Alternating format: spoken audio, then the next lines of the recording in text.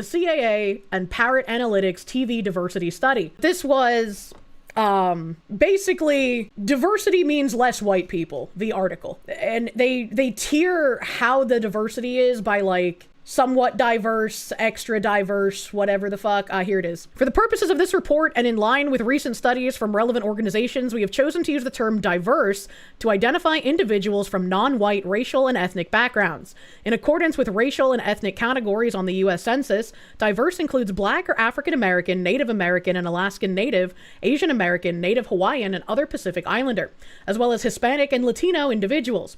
Therefore, non-diverse refers specifically to white, non-Hispanic, or Latino individuals. In categorizing a television series debut as diverse or non-diverse, we reference the current percentage of non-white individuals in the United States, which is approximately 40% of the population. We recognize that in characterizing a series as diverse, more than half of the series' regular cast may still be white. Recent reports project that non-white individuals will become a majority in the United States population in 2045. Therefore, we further segmented diverse debuts into two subcategories: moderately diverse and highly diverse. We defined diverse debuts with at least a 40% but less than 60% non-white cast as moderately diverse, and diverse debuts with at least a 60% non-white cast as highly diverse. And then over on the side here, they further explain that talent on screen as well as voice actor series regular cast members as defined by Variety Insight. Diverse talent, series regular actors who are non-white, including Hispanic and Latino. Non-diverse talent are series regular actors who are white, non-Hispanic, or Latino. A scripted debut, scripted live action, a drama, comedy, action, and adventure, horror series, whatever, as well as children and animation first-run television series premiere. Diverse debut, U.S. first-run television scripted series premiere in which at least 40% of the series' regular cast is non-white. These debuts cast at least mirror the percentage of non-whites in the U.S. population, according to the U.S. Census 2019 estimates. Non-diverse debut is the U.S. first-run television scripted series premiere in which less than 40% of the series' regular cast is non-white. Moderately diverse debut is a U.S. first-run television scripted series premiere in which at least 40% but less than 60% of the series' regular cast is non-white. Highly diverse debut, U.S. first-run television scripted series premiere in which at least 60% of the series' regular cast is non-white. Demand is the cross-platform popularity of content measured by audiences across various digital forms of interaction, including video consumption, streaming and downloads, social media engagement, hashtags, liking, sharing, and research actions, reading about shows and writing about shows via the global standardized metric of demand. Average post-premiere U.S. audience demand was used as a standardized popularity metric for the shows in this report. And then diverse tentpoles refer to the annual top 25 most in-demand U.S. first-run television scripted series premieres, typically at least 8 times more in demand than the average title. So this was years ago that we covered this particular thing from the CAA, but there was another white paper we read that talked about how trending upwards as generations go on, more people care about the diversity of content creators that they watch, and that especially in Gen Z are more likely to listen to a content creator that is from a diverse background rather than a non-diverse background. And on top of that, more consumers, and especially Gen Z, are more likely to buy products if they are shilled to them by diverse creators rather than non-diverse content creators. And this comes up in the Bridge meeting from this month, where they continue on saying that Twitch and anime are mentioned as specific focuses due to Black consumers having individual interests. Informed representation matters most, and brand alignment can make return on investment, with Black audiences being twice as likely to rank accurate representation of their race as the strongest motivation to engage with new content. Black consumers still prefer to buy based on advertisements that have diverse representation. And they continue on that segment by saying that DEI is still alive and it is still essential. And again, this is something I've been saying for years and trying to cut through all the noise from the people in the center and the right saying DEI is dead, cancel culture is dead, we've canceled cancel culture, all of this DEI stuff is nonsense, anyone still trying to tell you that it's going on is a grifter. And it's just like, it's just obvious if you pay attention that it's still happening, man. And they're after anime so hard because it's the last piece of media they don't totally control yet. And Bridge has noticed. 2/3 of Black respondents say that it's important that their favorite media show have a range of identities. The Bunny Super Bowl show was mentioned as an example. Brand misalignment can break the return on investment, and Black America is one of the easiest groups to reach through advertising, especially when you counter with authentic representation winning attention. Inclusion is for content and campaigns. Nearly 4 out of 5 minutes viewed by Black audiences are ad-supported. That's a weird thing to say. Question, what does this imply about Mr. Popo and DBZ? That's a great question. I don't know. Most people just enjoy fucking Goku, right? I have not watched much Dragon Ball Z because it was like a dude show. The most Dragon Ball Z that I watched when I was younger was because my cousins, male, loved that show, and they actually got into doing artwork because of how much they loved Dragon Ball Z. Creators are a key source of inclusion. Black audiences make an effort to support media from creators who reflect their identity. Black audiences are the most likely to be very interested in 5 sports or more, and Black fans are more likely to buy based on broadcast ads. The crossover between gaming and anime, young Black men are 5 times more likely to use platforms like Twitch compared to adult men. Kai Cenat is mentioned as driving a lot of what is going on in the streaming scene, and his audience is something important to consider. Hasn't Kai Cenat been on like a major fucking hiatus recently? They also mention how Meg the Stallion was getting into anime. I don't know what they mean by this, because Meg the Stallion has been doing cosplay for like years now, just because it was shit that she liked. I don't really get that angle that they're putting in here. Is Bridge saying that Black audiences are racist and will buy any slop advertised? What the fuck? I wish I could play these segments because it would be fucking like wild to watch. And they specifically mention how Nielsen, the company, can help. If we're not employing Black women, we can already see what will happen to the Black community's buying power. Cheryl Daisha said that based on the data that they have, companies that aren't concerned with the loss of jobs for Black women will suffer. There was a consultant from DASL who said, the more we ignore the many aspects and value driven by the Black consumer, the greater the market instability. Trust is extremely important to emphasize the importance of not losing the trust of the consumers. Black consumers are extremely loyal to brands that they trust. I don't know why they single out like Black people being extremely loyal, because like, I think that's most people, right? When they find a product that they like and the product works and lasts a long time or whatever does its function, like if it's a food, it's just delicious and easily obtainable, right? People tend to just buy from that brand repeatedly. So I don't know why they're singling out like a racial aspect here. And then a counselor from Identity and Impact said that leaders are still falling into the same missteps. The hardest part of this work is getting people out of the campaign mindset. People think that they're solving one thing and not looking for the bigger systems. No matter what you care about DEI, you can't get away from identity. Black women were tapped for DEI roles because it was assumed that their lived experience would add value to that role. Is that why we see a grand majority of DEI acolytes being white women? That's not brand loyalty. Brand loyalty is continuing to buy the brand in spite of changes in quality. See, that's retarded. Why would you be loyal to something that's like, fucked you?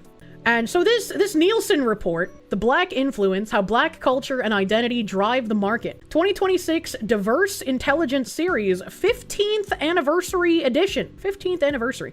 Black audiences are the vanguard of cultural influence and market trends in the US and beyond. Now in its 15th year, the Nielsen Black Diverse Intelligence Series has been centering African Americans and the diaspora through data that shows our audience and economic impact has only gotten stronger. Today, Black consumers continue to send a clear signal that if businesses want to leverage our buying power, influence, and brand loyalty, they need to demonstrate a true understanding and commitment to embracing Black identity. Whether it is content or campaigns, 67% of Black consumers agree they pay more attention to brands that reflect their culture, compared to 46% overall. So if brands want Black consumers to take action, authentic cultural representation is the starting point to win attention. Going beyond the surface of representation is an opportunity to explore our untold stories and unmet needs of Black consumers. The latest Nielsen research shows it's often an effective growth strategy, delving into the nuanced experiences and subcultures, shattering the one-size-fits-all approach to Black America. From anime fans to rich aunties, our identities across Black America are diverse, shaping consumer behavior and redefining market strategies. Can I just say that it's really telling that even the Marxists on the left are like, oh yeah, There are a lot of anime fans, and we can use that in our propaganda. And yet people on the right are still stuck in the anime is for children and pedophiles. Even the Marxists are acting smarter than our supposed giant talking heads. Unironically crazy, bro. Brand loyalty starts with a lack of curiosity. My brand X appliance was good, but finally gave up the ghost and I need a new one. Guess I'll just buy another brand X from there. It becomes sunk cost and refusing to move on as the brand degrades. I mean, maybe, but like if my brand stops making something I enjoy, I stop buying said brand. I thought that was like normal, right? Lord Commissar Spartan, thank you. You can explain the concept in a single word. Warhammer. Authenticity remains a priority for Black audiences who are the most likely to seek out content that provides perspectives they feel often go ignored. But it's not just the content that resonates with us as viewers and listeners. Black consumers are looking for brand alignment before taking action. For marketers focused on driving consumers down the funnel, what a horrific saying, inclusive brand practices and approaches matter. In times of economic uncertainty, a brand's transactional focus makes it easier for Black consumers to just be transactional too. In fact, 7 out of 10 Black consumers report they'll stop buying from brands perceived as devaluing their community, up from 66% of Black Americans in 2023. Revenue growth is always top of mind for advertisers, but many are also focused on customer retention and acquisition. Inclusion is key to it all.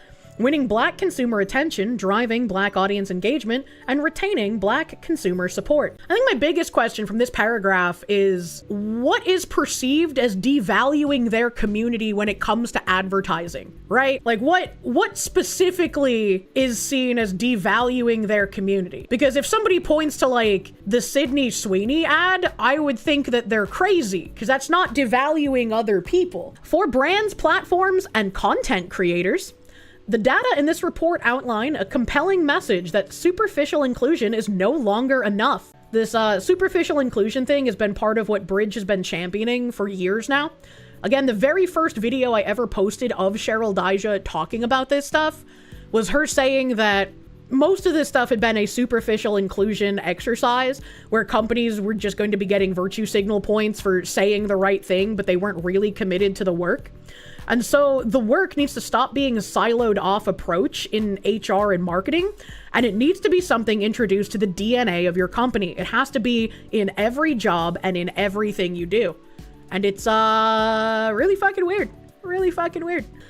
This isn't about tokens or ticking boxes. It's about forging meaningful connections that drive engagement and foster brand allegiance. Black cultural depth, authenticity, and inclusion are treasured in our community and a required recipe for a strategy that breaks through and wins the attention of America's most avid audience. Black consumer demand for inclusion isn't retreating, and brands shouldn't either. What is this link? Engaging Black audiences. Black America continues to grow, and the outsized impact of their cultural and economic influence cannot be ignored or taken for granted. Learn how brands can connect with this community to impact, grow, and win inclusion. With 48 million people, the Black community in the US is young and growing in both size and economic impact. For advertisers looking to reach this powerful consumer segment, understanding who they are, what motivates them, how they consume media, and what pushes them to purchase is key to creating authentic connections. 52%. With more than half of Black Americans under 35, this community has outsized influence on digital trends. 2.1 trillion. Black Americans' buying power has grown 2.4 times since 2000 to $2.1 trillion. 67%. More than 2/3 will seek out alternatives if a brand doesn't align with the causes they care about. Oh, I see. So this is pretty much like, if you don't specifically cater to specific things, you're losing out on $2.1 trillion. Understanding Black audience media habits. In this year's report, we explore how Black audiences in the US are leaning into media that emphasize into spoken word, invite conversation, and create a sense of connection. Digital trendsetters.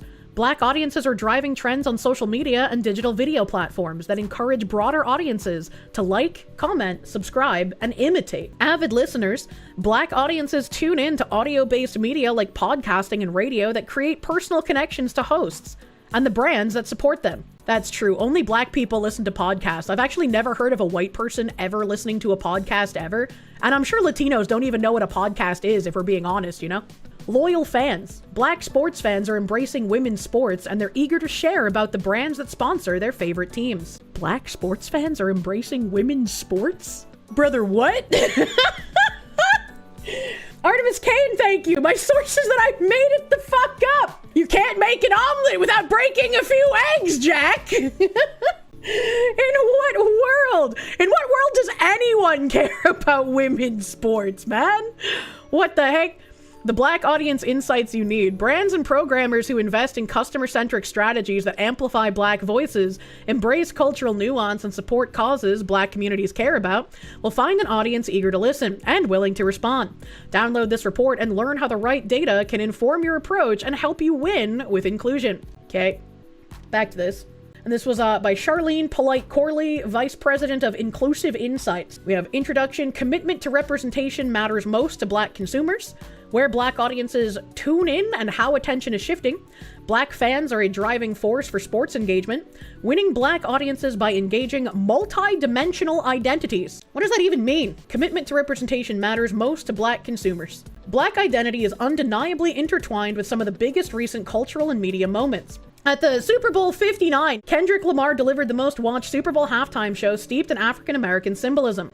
Ryan Coogler's critically acclaimed film Sinners broke box office records and expectations, then made its streaming debut with over 500 million minutes viewed. With Black viewers delivering 4 out of 5 viewing minutes, reasonable doubt kept the internet talking. And beyond the WNBA All-Star Game's 2.2 million viewers, the Stud Buds live-streamed the weekend into the cultural zeitgeist. Want to win the war for attention? Black audiences are more than twice as likely to rank authentic and accurate representation of their race or ethnicity as the strongest motivation to engage with new content compared to respondents overall. You see, and it's like, I don't think there would be, in any normal circumstance, a problem with like, hey, I would like to be represented accurately in media. And it's like, I feel like a lot of white dudes could get behind this, because how much media has come out in recent years where like the white guy is just presented as like some sniveling fucking cuck that everyone hates. It's like, well, you know, some white guys, sure, but not all. So how about we have like a non-sniveling cuck white character? You know, maybe. Recent cases of inclusion, attention, and purchase working together show the potential for growth. Gap's campaign with Cat's Eye is just one example. Who? From the iconic millennial soundtrack to the multicultural talent and choreography, the brand had already been favoring partnerships informed by culture, like its years-long Dapper Dan collaboration. Who? Following investments like this, Black women are 21% more likely than the average consumer to have recently bought from Gap. But the viral Better in Denim campaign drove a 6% net sales increase for the brand. I think they might be looking at this the wrong way, right? Because like, let's change this for a second, right? Gap has a campaign with an influencer named Cat's Eye. So Cat's Eye's audience is going to buy her like special collaboration merch with Gap. And then some of those people who bought the merchandise will likely continue buying because they're like, I like Cat's Eye, this brand worked with her, I'll keep buying from them, right? It's like, we could use me as an example. I had a GamerSupps merch drop. GamerSupps has been a very good sponsor to me. I haven't had a merch drop with them in a while because I'm doing my own merch on my own site, but people still use my code to buy things off of GamerSupps. Does this mean that an increase in Fox-loving people will always buy GamerSupps? Not necessarily. There's no correlation exactly with that. It's like they're buying it because an influencer they like did a collaboration and the company did well by that influencer, possibly even after the collaboration. So I feel like they're trying to make a connection that's not necessarily there. Like, obviously this would happen. If I partnered with like The Gap, I'm sure they would see a boost in sales from my audience because I was promoting not just our collaborative merch, but that brand in general. Are Gaps more prone to be near higher densities of Black population and women are just more likely to buy clothing? Like, there's no causation here?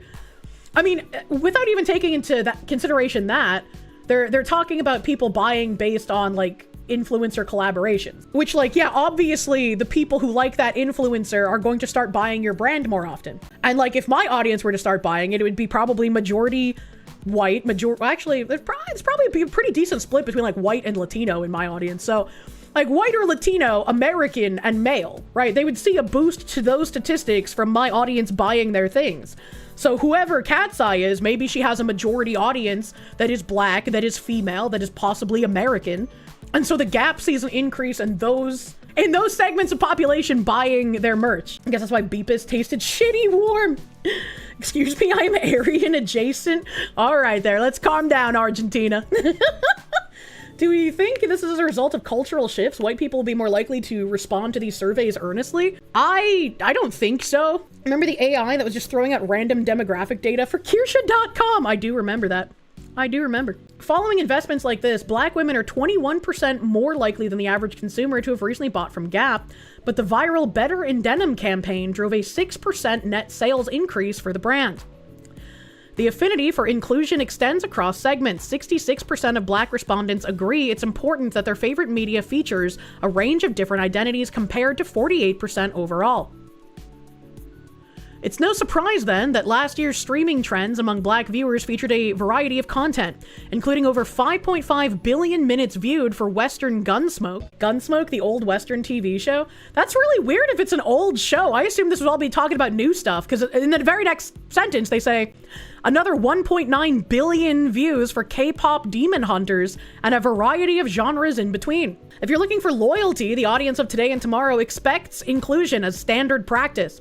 Recent studies found over half of Gen Z and millennial US consumers were more trusting of brands when Black consumers were accounted for. Again, this seems really, silly, but this is also something we've read before. And when I read this study before, everyone was like, yeah, that's probably not true. Doesn't matter if it's not true. It's what's being used and being pushed forward. And this also reminds me of that fucking retard who was talking about the new Microsoft or Xbox CEO, whatever. I think it was Xbox CEO lady. And she was just like, what's happening? Gamers have begged us for more inclusion for years. And it's like, no gamers ever asked for that. What are you talking about? It doesn't matter if it's true because they believe it. And because they believe it, this is what they're going to be operating on. And more than half of parents in the US plan to incorporate other cultures into their parenting through media with diverse characters. What the fuck does that mean? What does that mean? I don't know what that means. Nielsen data underscores the fact that authentic representation in both content and campaigns acts as a beacon for Black attention, engagement, and purchase. And then in this figure here, it says Black consumers pay more attention to ads and media that reflect their culture and identity. And these are the percentage that said, yes, I pay more attention to ads and media that reflect my culture and ethnicity. 76% of Black and LGBTQ+ people, 74.5% of Black and speaking another language, 74.4% of Black and Hispanic, 68.7% of Black and living with a disability, 66.6%, ooh, spooky, Black and African American, and 45.8% total. So they're saying the Black culture leads the cultural zeitgeist? Yes, that is exactly what they're saying. Brand alignment is a must to drive return on investment. Black consumers are often looking for brand alignment before taking action, and the sentiment is increasing rapidly. 70% will stop buying from brands perceived as devaluing their community, up from 66% in 2023. 63% expect brands to support causes they care about, up from 59% in 2023. 55% of Black consumers agree they will no longer use a brand if the company mistreats employees. Again, what is your definition of mistreating employees? Because I feel like this would just be a normal sentence for anyone. Like, if this company is mistreating anyone of any race or gender, you should be upset. But then you have to ask what the mistreatment they're talking about is. Over half of Black consumers agreed a brand's stance on social issues is a major factor in their purchasing decisions. Most people just want to see an ad. I mean, most people don't want to see an ad at all, but if they do see an ad, they don't want to be preached to. So this is just a very weird sentiment to hear. Over half of Black consumers agreed a brand's stance on social issues is a major factor in their purchasing decisions. 56% of Black consumers prefer to buy based on ads that show up in culturally relevant content compared to 35% overall. And then this figure says Black consumers are more likely to agree that a brand's stance on social issues is a major factor in purchasing decisions. Black urban is 55.9%, urban total 53.6%, Black rural 50%, rural total 43.8%, Black suburban 59%, wow, and suburban total 51.2%, with the total being 49.3% agreeing that a brand stance on social issues is a major factor in purchasing decisions. You wish you were a Black consumer, then people would care what you think? Yeah, and this whole thing is just making me think, damn, if only I were black, people might care about what I have to say. Maybe that's crazy. I wish I had that privilege. Economic gobbledygook sounds like net zero climate change gobbledygook. 97% of economists agree. Pretty fucking much. Representation in retail. Black consumers are the most likely to expect the retailers they buy from to support the causes they care about, with nearly 1 in 4 saying they strongly agree versus 17% overall. For example, consumers have shifted spending directly to the black-owned businesses they support, bypassing retailers they feel are out of step. Black-owned beauty brand The Lip Bar reported a 40% uptick in sales last year, despite in-store sales being down double-digit. On the other hand, Costco affirmed their commitment to do the right thing in 2025, and the operating principles that help them do just that. In addition to increased foot traffic in stores, Nielsen Media Impact showed a 31% increase in the Costco app's reach among black consumers. The company also reported a 14% year-over-year increase in member fee income, driven by new signups and member upgrades. And this figure says, I expect the retailers I buy from to support the causes I care about. Black Gen Z said 53.6% yes. Gen Z in general, 44.4% yes. Black parents and caregivers, 52.4% yes.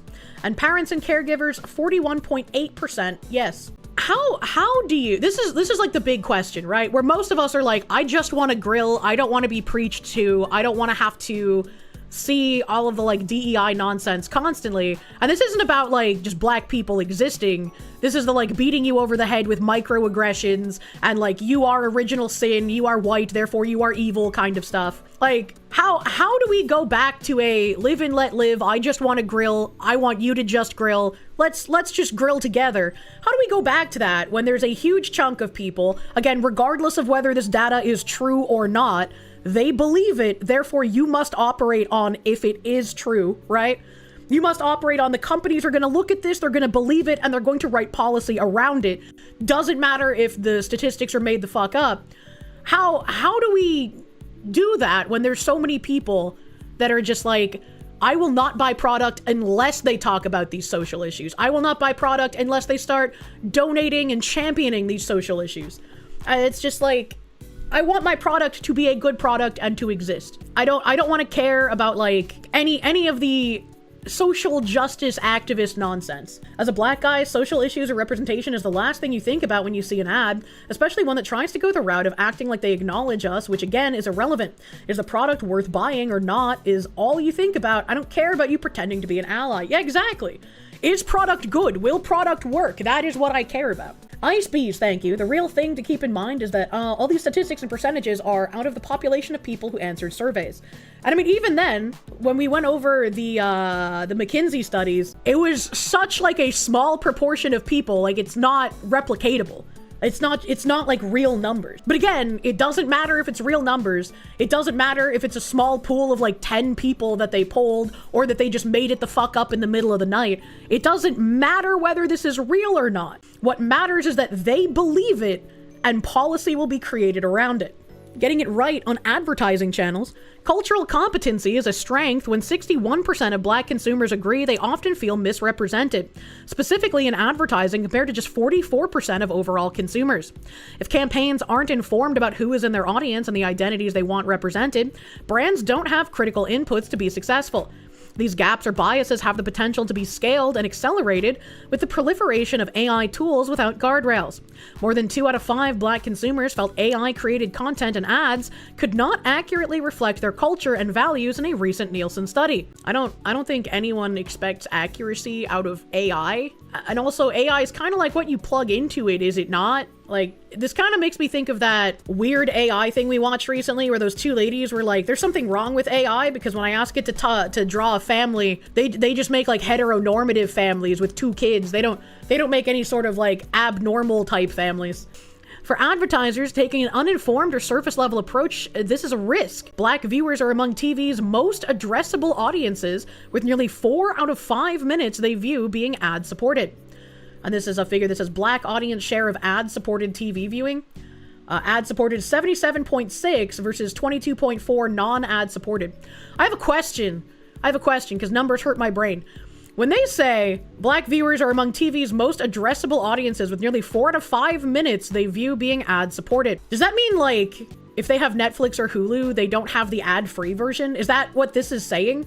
Am I reading this correctly, or is this saying something different? 4 out of 5 minutes ad-supported, that's everyone? If this is saying that black viewers are among TV's most addressable with nearly 4 out of 5 minutes they view being ad-supported, and this is 77.6% of the black audience is watching ad-supported TV, isn't this just kind of another psyop of like, how can we convince economically challenged people to spend more of their money on useless bullshit instead of getting them to invest their money or spend their money on like improving their life? Because trying to target advertising to a poorer population kind of takes advantage of the fact that they might have lower impulse control to just buy things.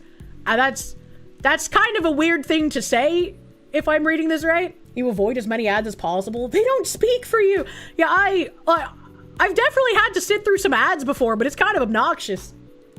For sure, all of what Nielsen does serves to chase money. Yeah, pretty much. If they improve their lives, they might not buy from us anymore. Yeah, that's a very weird statistic to go on. And it reminds me, like, all of this chasing identity stuff reminds me of how, like, every year during Pride Month, you see all the Western companies change their logos to, like, the Pride flag and be like, oh my god, we're an ally. And then all of those companies' icons in other countries are just normal.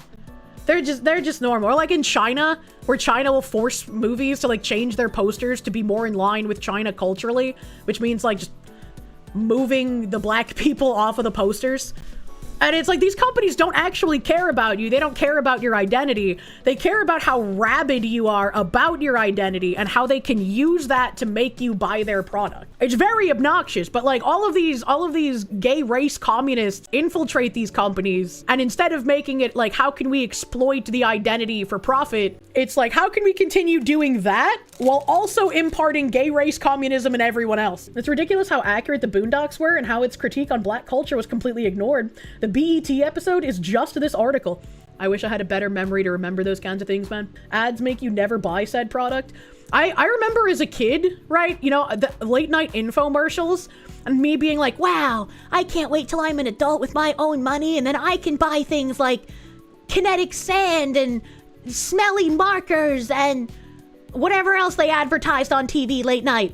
And they always had that guy who sounded like super happy, where he'd be like, do you have trouble opening a can without your husband around? Buy Kinetic Can Opener. It's the #1 product for all housewives. Look what you can do. You can open a can in the kitchen. You can open a can in your basement. You can open a can even in your car without your husband around. But wait. There's more. If you call in the next 5 minutes, you'll get not 1, not 2, but 3 Kinetic Can Openers for free with just the purchase of 1 for $49.95. You know, like they always sounded like so happy, right? To like be shilling this product.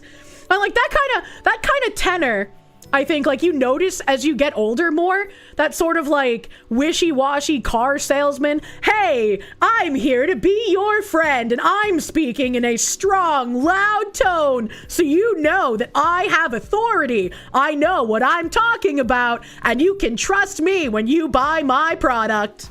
On digital channels, the story is similar. The Nielsen measurement shows black audiences outpace the total US in digital engagement, averaging 2 hours more a week. I don't know how much I believe that, right? Like, all of this could be made the fuck up, but like, you're trying to tell me that black people average 2 hours more a week than every other race in digital engagement? That seems kind of crazy if true. Averaging is crazy. At over 80%, retail marketers agree that they are more likely to turn to digital channels compared to marketers in other industries.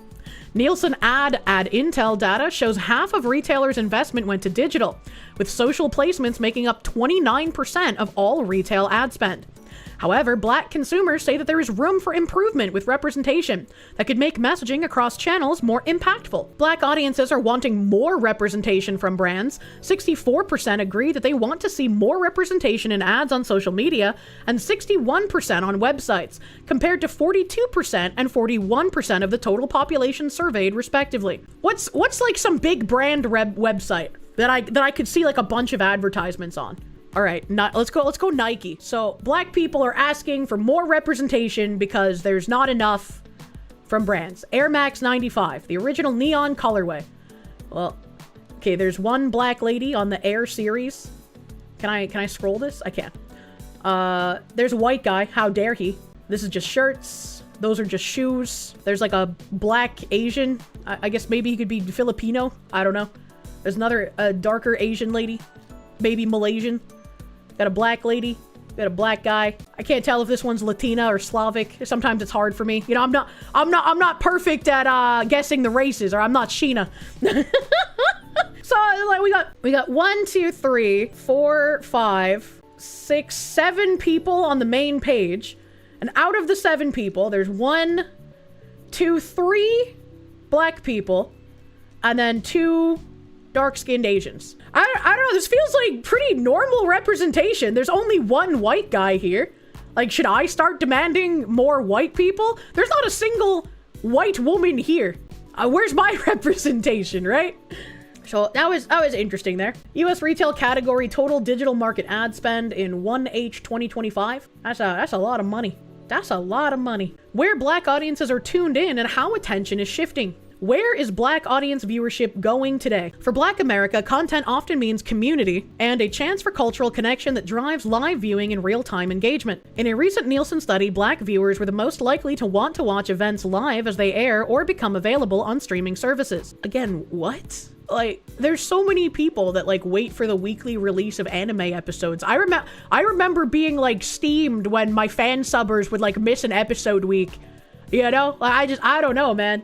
In fact, Nielsen measurement shows black audiences average nearly 5 hours more a week with live TV than US viewers overall. This segment also remains the most likely to engage social media while a program airs live, with 14% averaging 5 hours or more on social media compared to 9% overall. Those are some wild statistics, if real. You like how they admit how 25% of black people, the highest of any race, scroll Twitter while watching live TV, as if that's a good thing? I just always assumed all of the live posting stuff came from K-pop stans. Overall, where and how black audiences are tuning in has shifted rapidly in recent years. Since 2022, broadcast share of viewership with black audiences has declined, but at half the rate of viewers overall. Black audiences spend a quarter of their broadcast viewing with general dramas more than any other segment. Daytime soaps or primetime sagas, some of the biggest draws on broadcast for black viewers, are also led by black talent. Black leads in recurring broadcast roles command 22.6% share of screen time. Cable receives nearly 1 of every 5 minutes of black audience viewing. Moments like the BET Awards or the NBA Finals deliver significant shares of black audience attention, spelling opportunities for brands to reach black consumers through identity, fandom, and culture. They say this like cable isn't a dying medium. Yeah, that's a wild thing to throw fucking cable in there, bro. Behind sport content, feature films received the highest share of black audience cable viewing last season, an impactful pairing for black movie buffs who are almost twice as likely to respond to ads on cable versus audiences overall. I feel kind of like gross reading this because again, like earlier they were like, yeah, 77 whatever % of black people can't afford to have no ads on their streaming services, so we need to target those people to buy our shit. And now they're talking about how there's a lot of black people still watching cable when cable's kind of like phasing out. It just feels really predatory and weird to me. It feels exploitative. Yeah, it feels like very exploitative, and it feels like just icky. Like I'm getting the ick. It sounds more like let's exploit. Yeah, it sounds like let's exploit these people. How can we figure out how to drain more money from people that like are easily exploitable? And it's just like, well, fuck, bro. That's fuck. It reminds me of like all the advertisements like tuned specifically towards like housewives back in the day, because housewives were like the ones going out and buying everything. So they were like, let's figure out how to take even more money from these people, and let's serve them like ridiculous things that will just sound crazy, and they'll still lap it up because aha, silly housewife. And this presence is further notable as black audiences were the only segment to have a genre other than news as their most viewed genre on cable. Are they saying every other race, like white people, Hispanics, Pacific Islanders, mixed race, like everyone else's highest viewed genre is news except black people? Is that, am I reading this right? Yes, okay. Okay. I mean, I guess it's cable, and I think most people get their news off of cable once again. So this probably isn't saying anything at all, but it's still a weird thing to add here. Holy racism, what the fuck am I reading? Understanding the nuance of Black viewer segments. Streaming has seen an 11-point increase in share of time for Black audiences. From September 2022 to September 2025, Black 18 to 49-year-olds average nearly 7.5 hours more per week with connected TV than their counterparts of the same group. 18 to 49-year-olds average nearly 7.5 hours more per week with connected TV than their counterparts of the same age group. That seems like a lot to me. That seems kind of crazy. However, discovering content audiences love can be a challenge in streaming's crowded field. 66% of streaming viewers want a service to tell them where to find a specific program, including sports, even if it's on a different service. I just Google where to find something. Is that not what everyone does? But also, any kind of streaming statistics I feel will be very skewed, and you'll never get accurate ones. Because regardless of whether you're streaming something from Netflix or from HBO or from Hulu or from some fucking Fox woman on Twitch or YouTube or Kick, there's a good chance that you're not completely locked in. There's a good chance it's background noise while you're cleaning, while you're showering, while you're feeding your baby with your tit. Well, you know, like, while you're playing a game, like it's second monitor content, right? So like it's very hard to get any sort of like judgment on engagement with like streaming stuff like that, unless you want to go by specific like engagement in the chat. And even that, right, you don't have a chat on like Netflix or Hulu or whatever, and even that you can buy bots to type in your chat for you. So like the statistics are never going to actually match up. 7.5 hours? Have they just spent time working? Well, no, that's what I was saying, right? Like spending 7.5 more hours per week connected, that sounds fucking crazy. But what if they're part of the demographic that I was just talking about, right? Where they like throw a stream on and then they go cook or they go clean their house or whatever the fuck, right? Like they're not fully paying attention to it. Across streaming platforms, Black audiences have found a selection of inclusive help stories and characters to draw their attention, and the impact is often evidenced in the Nielsen streaming top 10. I want to see what that is. But consumers are embracing the blurred lines. Across media platforms, Black listeners are the most likely to watch their podcasts. What does that mean? Black listeners are the most likely to watch their podcasts, naming YouTube as the platform they use most often to tune in, as well as discover new podcasts. Black Millennial and Black Gen X viewers are more likely to report a preference to binge watch multiple episodes or an entire season of content at once, compared to 36.1% of respondents overall. I thought binge watching was normal.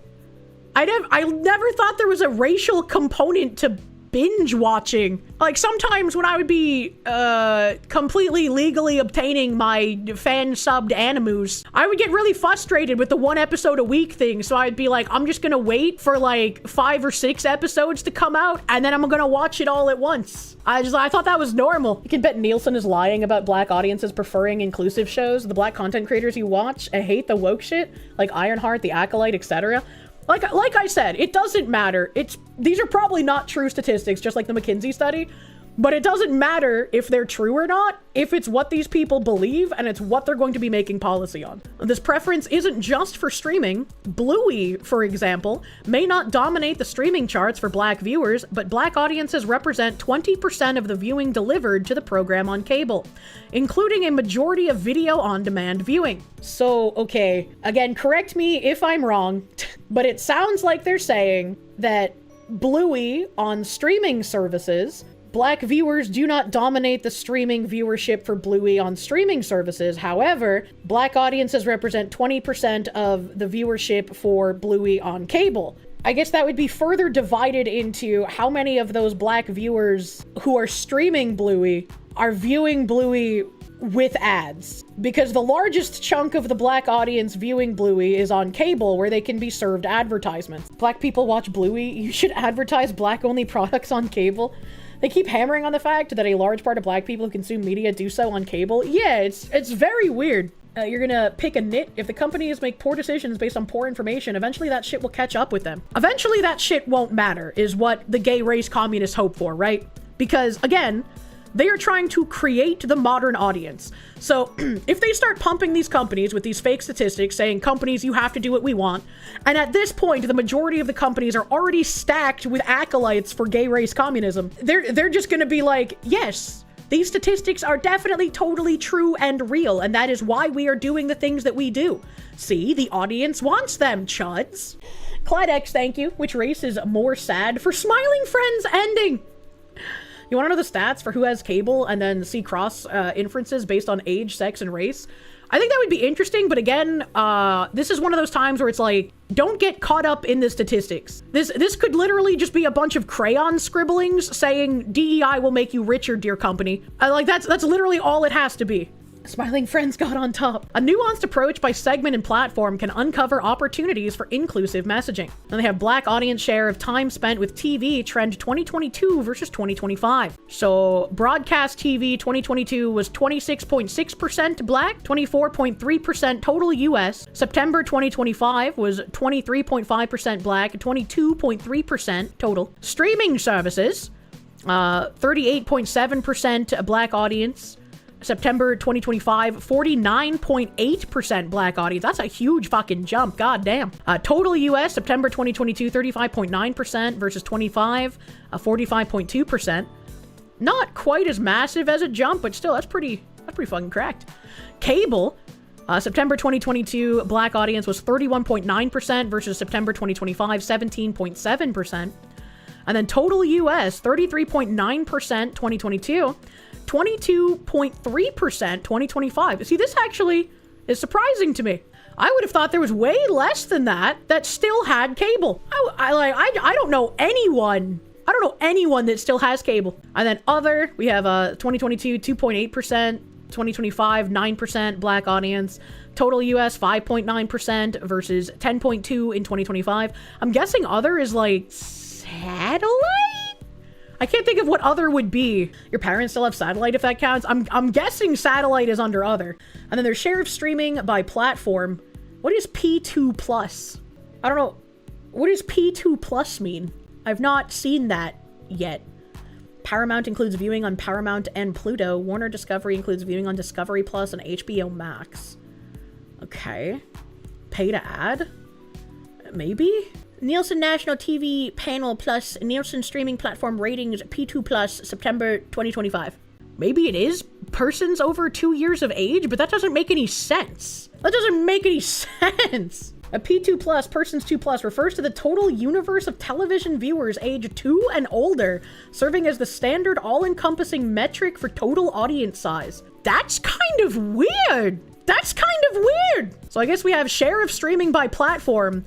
Persons 2 and over, other streaming 6.3%, Black people 6.1%, YouTube for P2 plus 12.6, Black people 16.3, Black people love YouTube.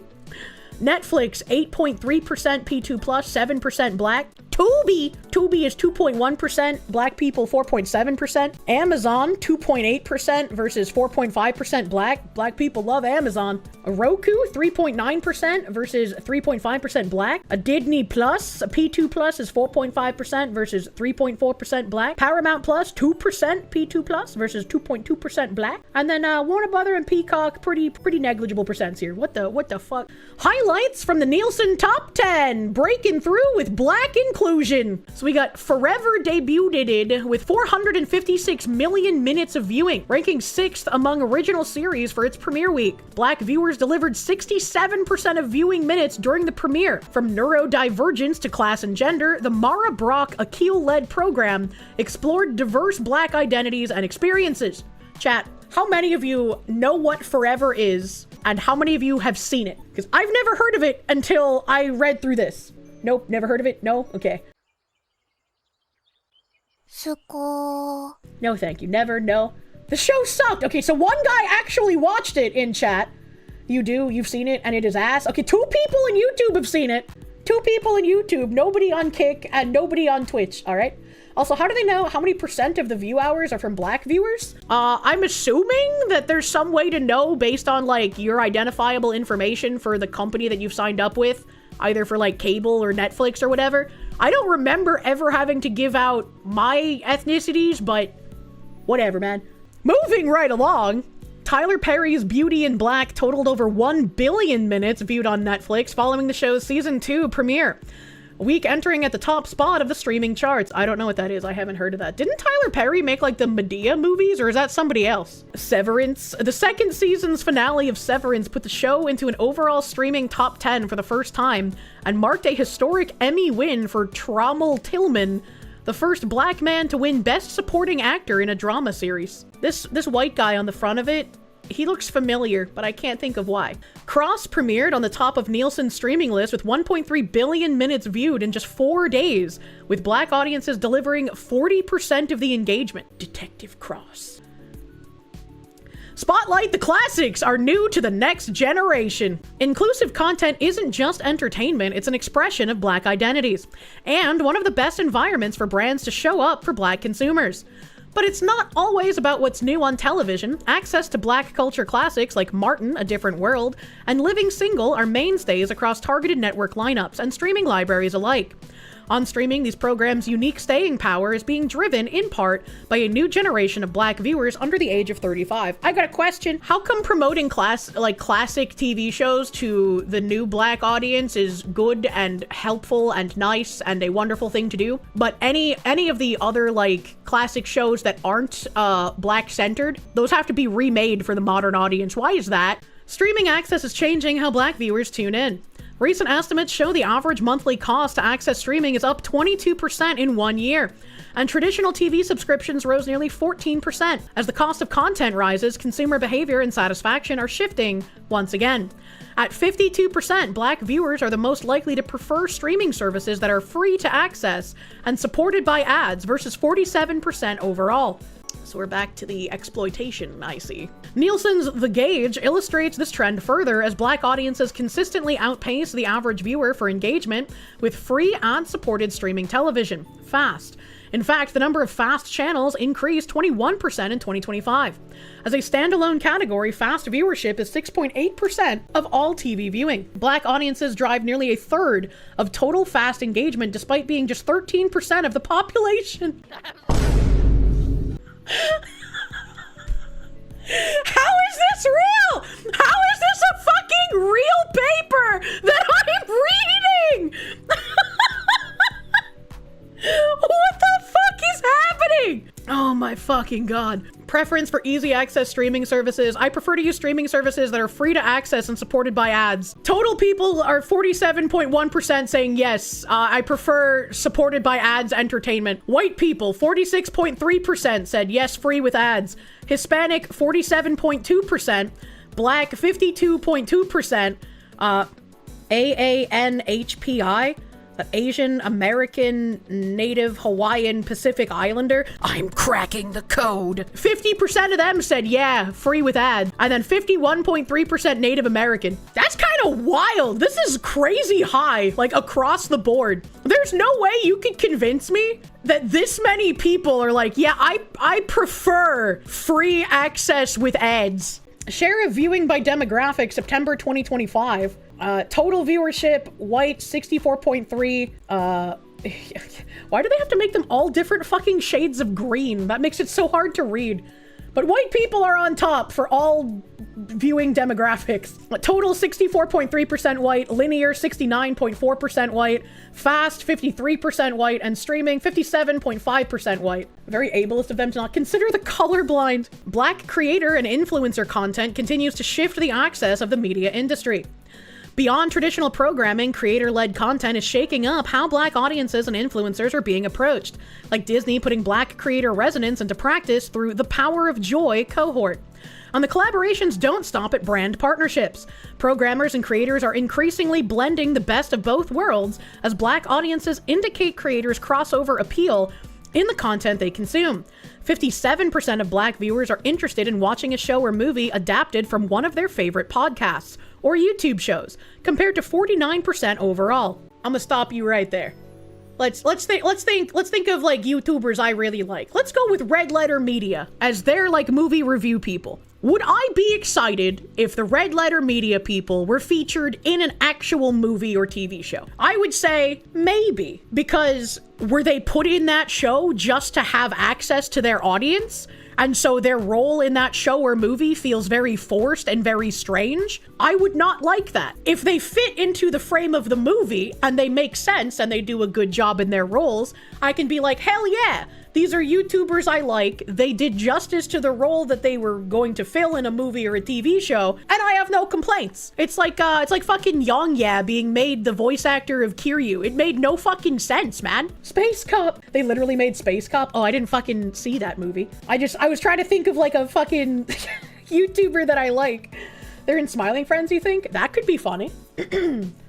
They said adapted from. How do you adapt a podcast into a fucking movie? I just assumed they meant like seeing the podcaster in a TV show or a film. Of course, YouTube is a mainstay for influencers, audiences, and advertisers. Black Americans average over 16% of total streaming time with the platform via the TV screen, outpacing the 13% average. And this engagement isn't unique to African Americans. In Brazil mentioned!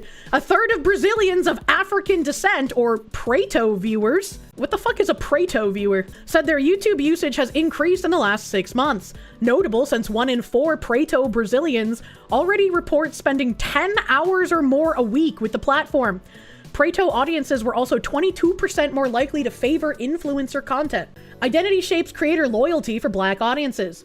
Quote is, I make a conscious effort to support media from creators who reflect my identity. 65.8% of Black and Hispanic viewers said yes, or strongly and somewhat agree, rather. 56.9% of just Black people said strongly or somewhat agree. And 48% total said strongly or somewhat agree.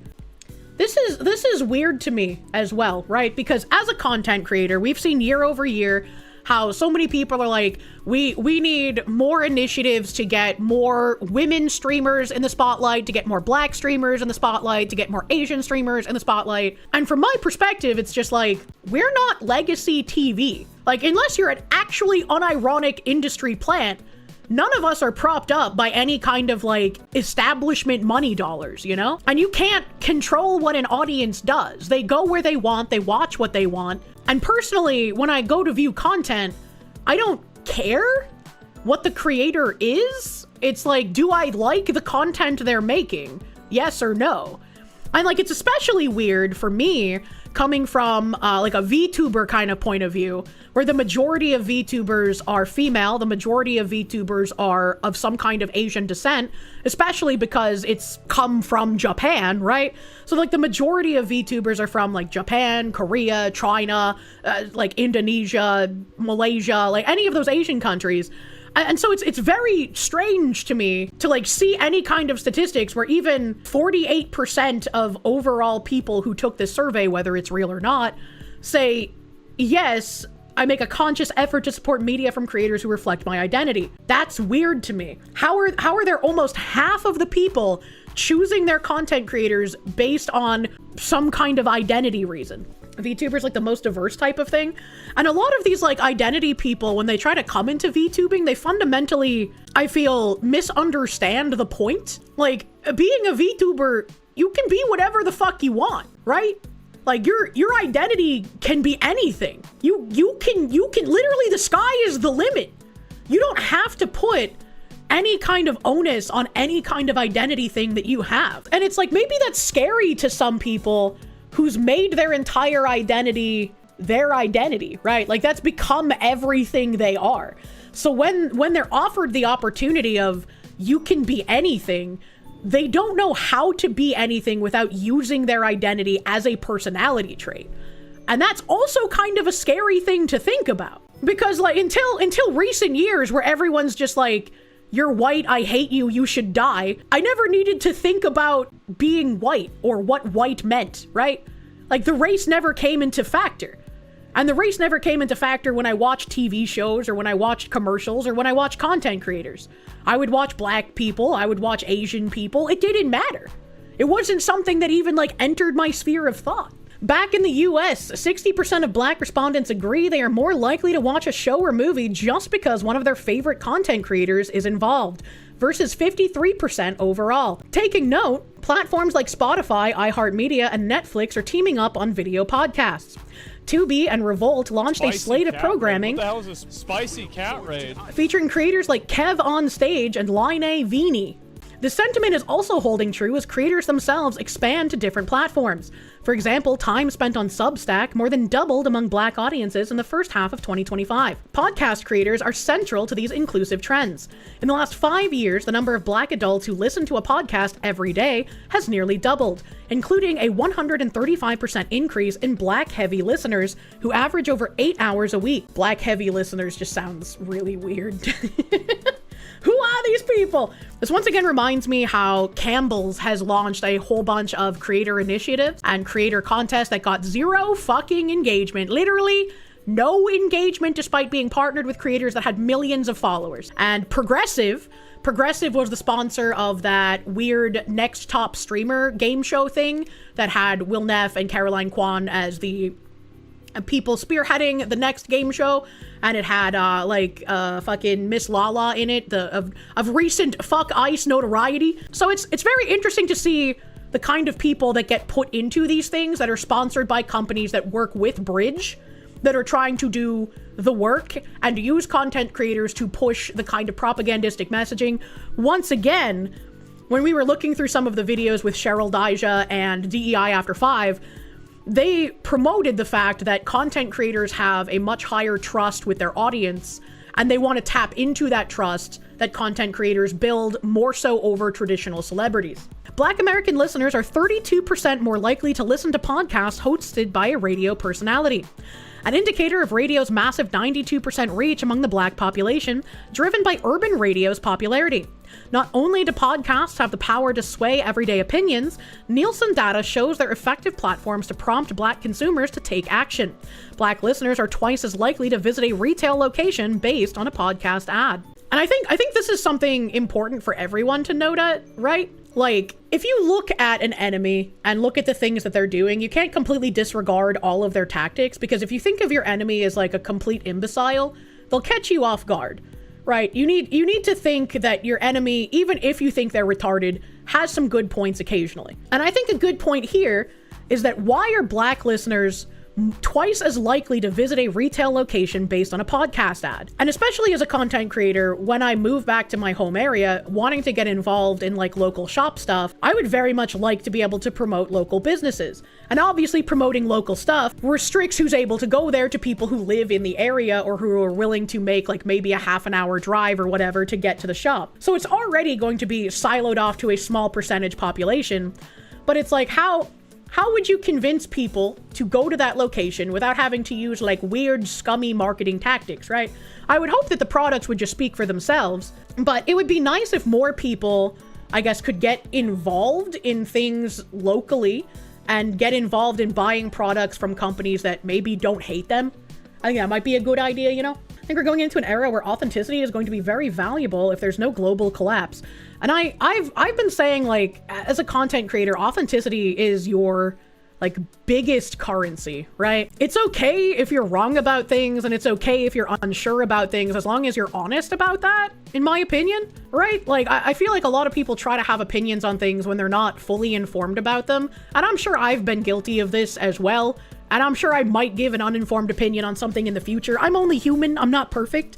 But it's like, you should still try your best to like, hey, I don't know enough about this, so like, I just don't want to talk about it. I may be wrong, but I'm not lying. Yeah, it's also that, like, you can get things wrong and not be a liar. Black audience engagement across social media platform reach index. Now this is crazy. These numbers are crazy to me. This is read as Black adults are 5% more likely to be reached on TikTok app compared to US adults overall. So I guess this is saying how much more likely Black audience is to engage with your content depending on the platform it's on. And so they're like 98% more likely on Facebook, 101% on Instagram, 94% on LinkedIn. I guess LinkedIn is where all like the DEI nonsense happens, and that's like a circle jerk between all the progressives. I can't imagine anyone like seriously posting on LinkedIn. 85% Pinterest, 78% Reddit. That's true. When I think of Reddit, I think of like despicable white cretins, not Black people. I think of like white dudes that are feminist and overweight and just really fucking out of touch with the world. I don't think of Black people when I think of Reddit. I don't know what they are, supposedly. Snapchat is 107%. That's crazy. Threads, 115%. What the fuck is Threads? What the hell is even that? You are advised that you have to use LinkedIn for finding a new job? You're really thinking about just running into the woods and abandoning modern life. I'm glad I'm not the only one asking what Threads is. Threads was Facebook's attempt at Twitter. Oh. How can they have Facebook and Threads here at the same time? TikTok with 105% and X with 96%. X is kind of low. Global growth opportunities. And the podcast opportunity with Black consumers is global, reaching listeners across the continent and the diaspora. Half of Black America's foreign-born population is from Africa, up 5% since 2019. This is a really funny statistic when you think about how much Somalian fraud has been in the headlines for the past year and a half. Black listeners in Brazil are 42% more likely to have recently increased their podcast engagement. Kenya, lions and tigers, are projected to be the fastest growing internet advertising market globally. What? How? How is Kenya projected to be the fastest growing internet advertising market globally? I just immediately thought of scenes from Slumlord Millionaire. I know that's in India, but whatever. I just immediately thought of scenes of that, but with giant fucking American interest paid for digital billboards that have advertisements on them, rising above the trash heaps. And Kenya's where a huge chunk of ghost student fraud comes from? That's crazy.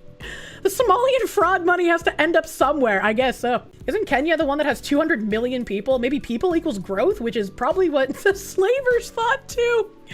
But it's when they say fastest growing internet advertising market globally, it makes me think okay, they think this demographic has a lot of money that all they have to do is advertise to them and they'll get that money. But then they said Kenya. How are they predicted to be the fastest growing? Well, listen, if you have 2 internet users and they add 2 more, that's 100% increase instantly. Oh, that's smart. This guy's really cooking with statistics now. 61% of Black dedicated podcast listeners in the US agree they actively seek out content that provides perspectives they feel are being ignored or censored by the mainstream media. I would very much like to know what they mean by this. Because, I think a lot of people feel this way, but what specifically do they mean that, Black dedicated podcast listeners think that something that they want to hear about is being ignored or censored by mainstream media? Because I don't doubt that that's probably true, but I would like to know what that necessarily is.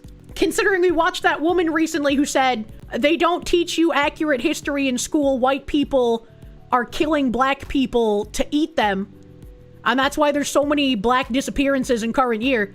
I remember that. And then we saw the Atlanta is Atlantis stuff. And then we saw that other guy. I don't even remember what his conspiracy hole was, but he was talking about Charlie Kirk being reincarnated as a summons dragon with 3 heads.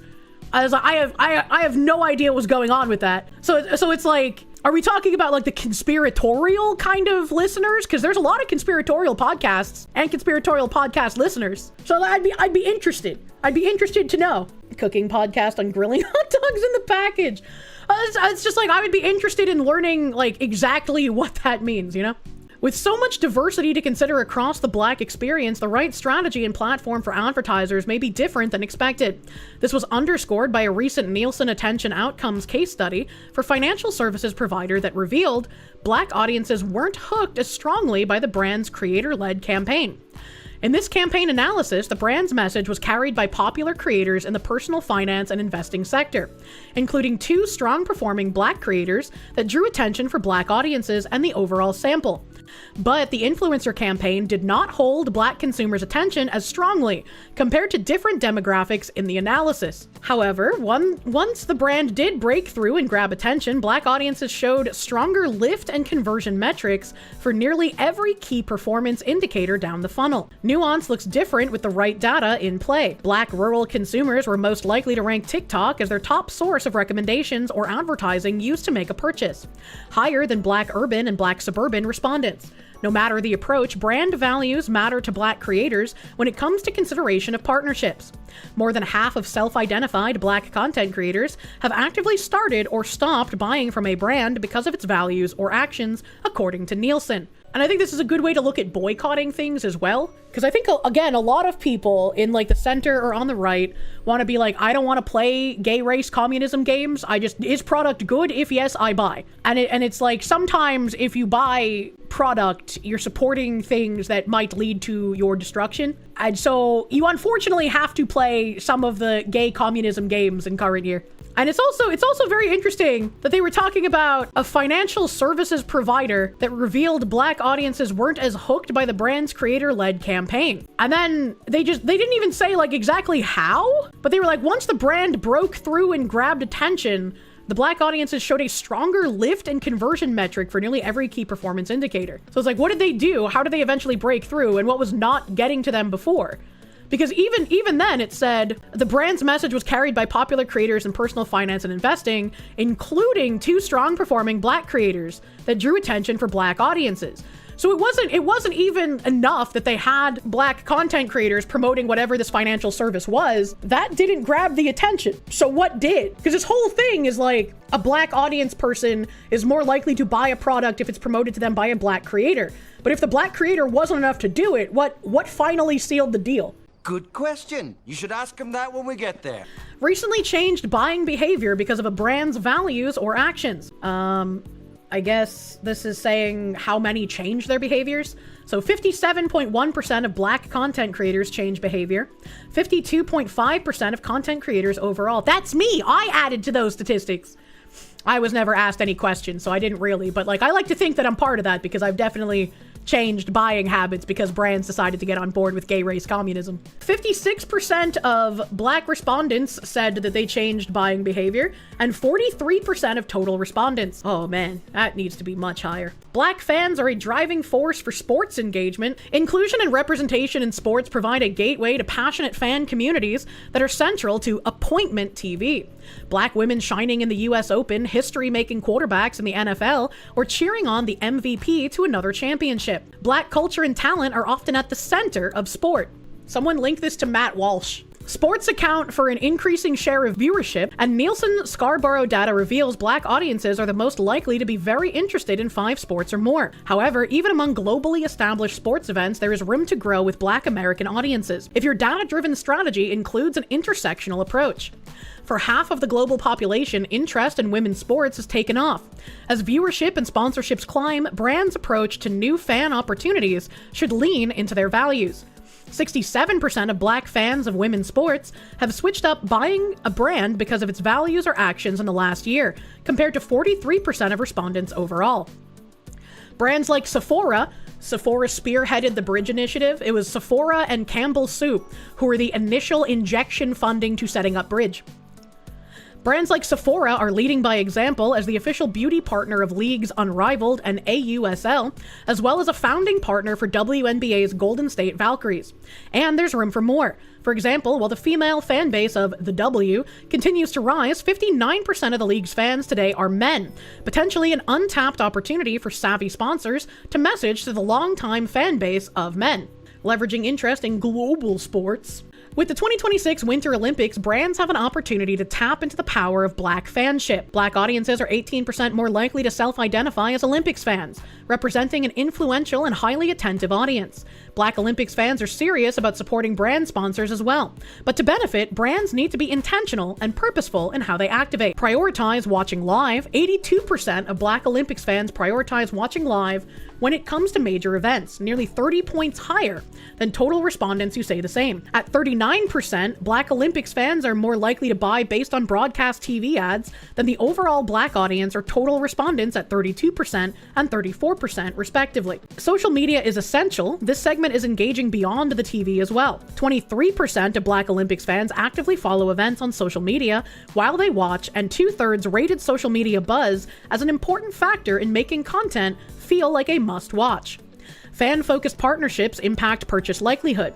Black Olympics fans are 67% more likely to buy from established brands that partner with creators, personalities, or organizations connected to their fandom and interest, compared to 52% of overall Black audiences. That's actually really interesting that Olympic fans are more likely, 67% compared to 52%, to buy when sponsorships kind of happen. Again, coming from a content creator space, it just seems like a no-brainer that like if I were to partner with a brand, obviously their sales are going to go up. I have an incredible track record of being really fucking good for any brands that partner with me for sales. So it just seems like that's a massive gap. That is a massive gap. Why are Olympics fans that much more likely to buy?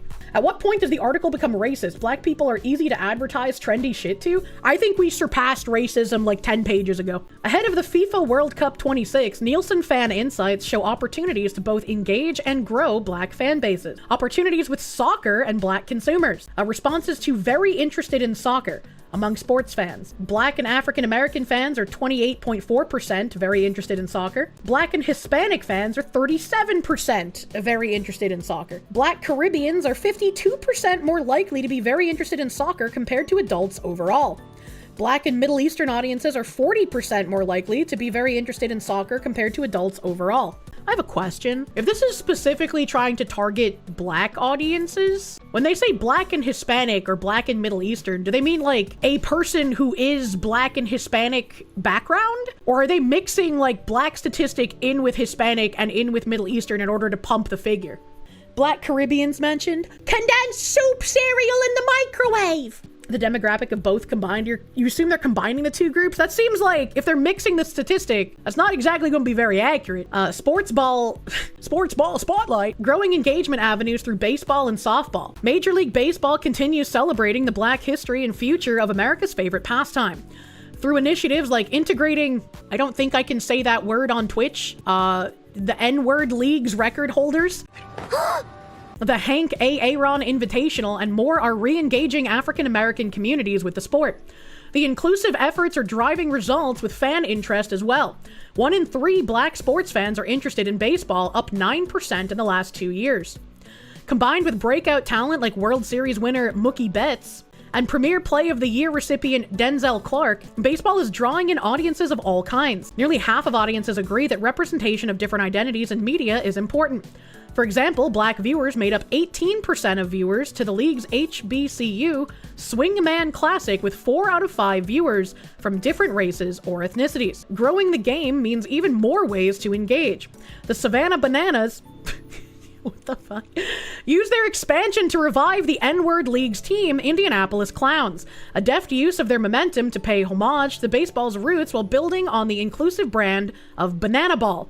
And the Women's Professional Baseball League is making way for even more talent to take the field at the professional level. Like first-round draft pick Mo'ne Davis?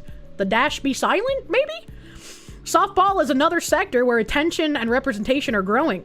Athletes Unlimited Professional Softball League, AUSL, secured this editor has made so many mistakes, a multi-year distribution rights deal with ESPN following significant audience growth. In the talent pipeline, Nielsen measurement revealed the Women's College World Series broke viewership records in 2025. The series featured Texas Tech Stars pitcher Nijare Kennedy, college softball's first $1 million player, and Black viewership to the final game on ESPN increased 48% year over year. Overall, Nielsen fan insights show 21% of Black fans are very interested in NCAA softball, compared to 17% of the general population. Growth for interest in audiences for baseball, responses very interested, Black fans 35.2%, general pop 39.2%, Black Hispanic fans 42.1%. Winning Black audience attention by engaging multi-dimensional identities. Content-driven identities, fandoms, and enthusiasts fuel subcultures of their own. Understanding corners of underserved identity and culture provide essential context to target and win attention. In fact, 52% of Black audiences agree that when an established brand partners with creators, personalities, or organizations connected to their fandoms and interests, it increases their likelihood to purchase from that brand compared to 45% overall. And as we read this part about influencers and content creators, please keep in mind how Bridge mentioned that they need to tap into content creators in order to push the message. Keep in mind that Bridge has already had multiple companies funding it, also funding different weird shit with content creators that gets next to no viewership, next to no engagement, next to no interaction.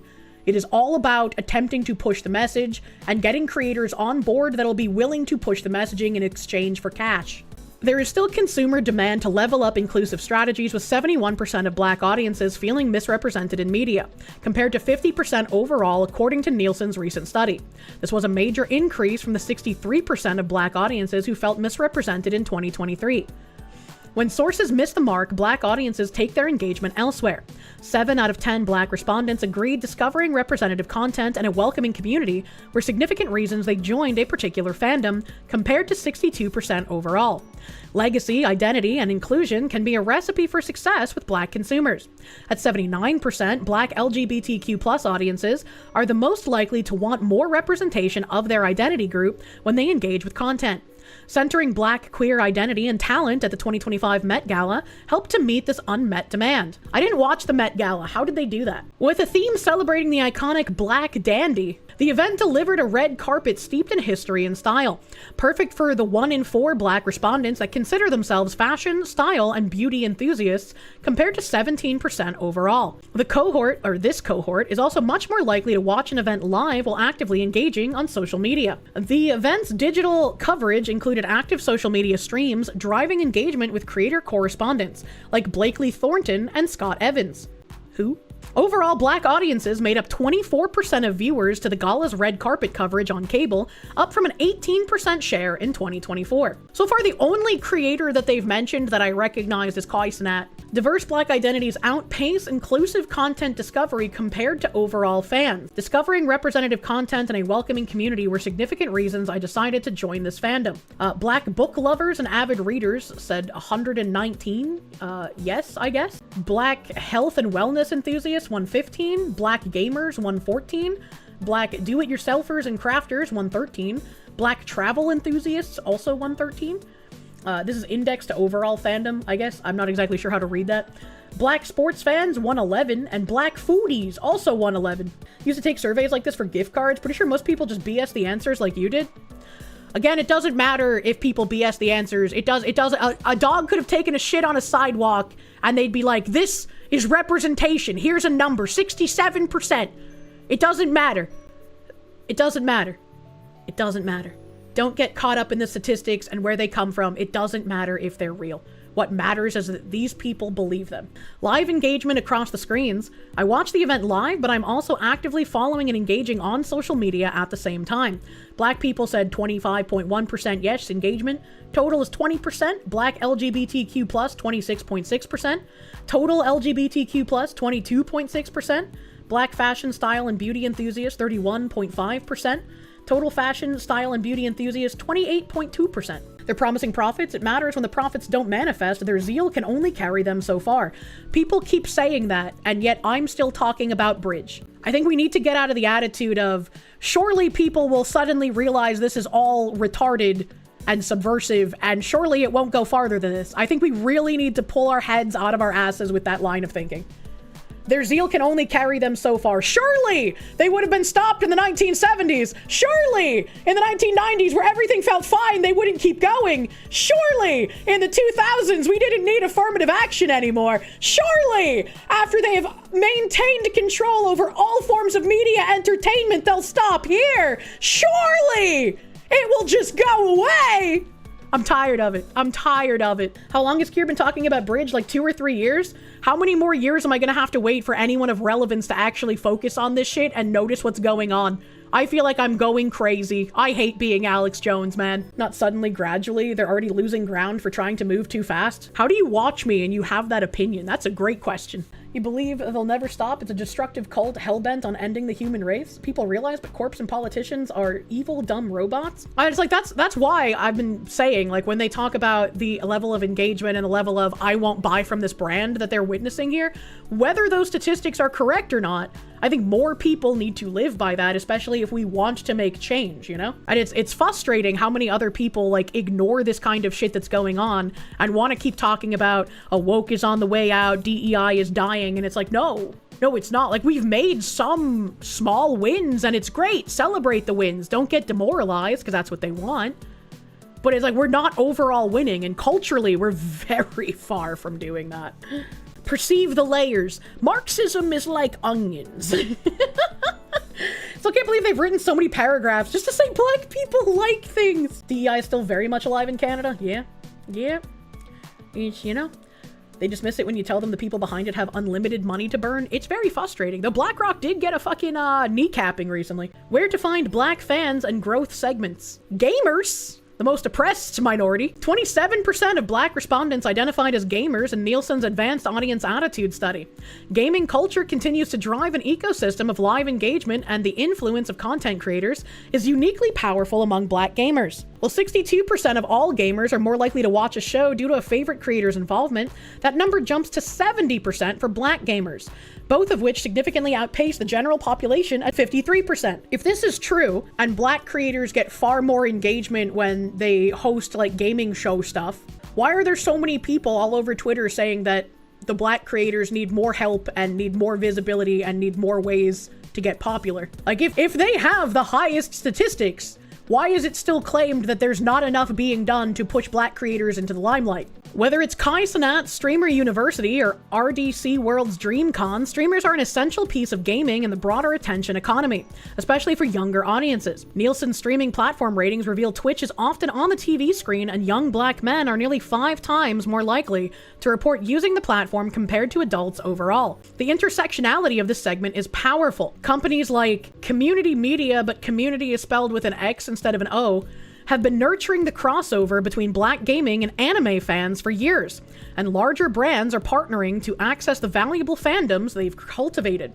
66% of black anime fans also identified as gamers. 71% of black gamers prioritize the need for a fandom to reflect personal identity, higher than both black audiences overall and total gamers at 63% and 68%.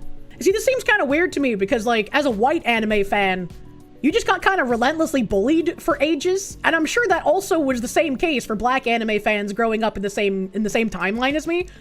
But where were all the studies being like, look at these fucking weebs, how can we sell them more things? Right, like even if we look at current year, like McDonald's making those cute and wholesome like anime advertisements for their cheeseburgers, where we have like just ridiculous sloppa commercials in the West. Like nobody's trying to appeal to the weebs in the Western market. But now, once black people are interested in anime at a really high degree, apparently, now is the time to try and get some stuff into weebery. I don't know. That seems a little subversive to me. That seems a little subversive here, communists, sir. Democrats say blacks don't know how to use a PC. Democrats say a lot of racist shit. Right now we have, you know, young black kids growing up in the Bronx who don't even know what the word a computer is. They don't know these things. Those are hoodweebs and normie black anime fans. It's just like, I can't imagine anyone having grown up in like the 80s or the 90s or the early 2000s and being bullied relentlessly for being a weeb. Like looking at this shit now is just like, my culture is not your costume. You have that dog shit Taco Bell animation commercial that just tried to appeal to anime watchers. Man, Taco Bell anime nacho fries commercials were fucking rad. I think I vaguely remember those. Star Phoenix, thank you. If we keep yelling at them for a decade for these tactics, corpos might say, maybe this is not the way to make money, and then we continue yelling at them. I was just like, anime was never like a racial segmented thing either.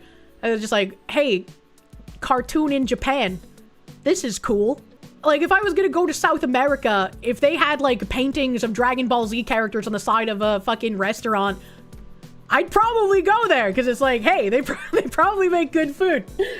You only know 2 dudes that are black and watch anime, and they don't give a shit if the characters are black or not, and they both hate the gay shit. It's just like, that's crazy to me, man. Recent Twitch users, index versus adults 18+. So this is the index source Nielsen Scarborough video streaming services used in the last 7 days. I don't know what the number is supposed to represent, because it can't just be 486 people. There's no way. Index versus adults 18+. I don't know how to read that. I don't know how to read the bubble graph. Every Hispanic, you know, swears by Dragon Ball. As far as you know, it was very popular their way before it got an EN dub. I can only imagine. There's so many fucking memes about how much Southern American people fucking love DBZ. Ironically enough, the Japanese are better able to ensure their stories are naturally ethnically diverse than liberal black women who are pushing for this. Yeah, it's always better when it's like you have just different people in a show because they're well-written characters rather than shoehorned in. Dragon Ball is anime wrestling, so that's why. Anime fans. 43% of Black Gen Z respondents identified as anime fans compared to 39% overall. Of note, 8% of Black audiences identified anime as their primary fan identity, making them 52% more likely to prioritize this identity than audiences overall. Please don't make being a weeb your entire identity. Be a multifaceted individual.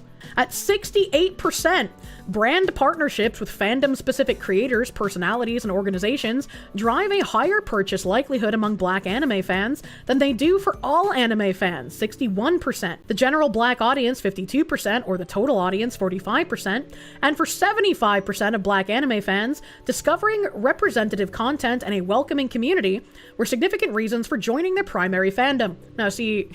As someone who is an anime woman and who is terminally online on Twitter, I find this very funny, considering how many artists get harassed regularly for, like, skin tone policing.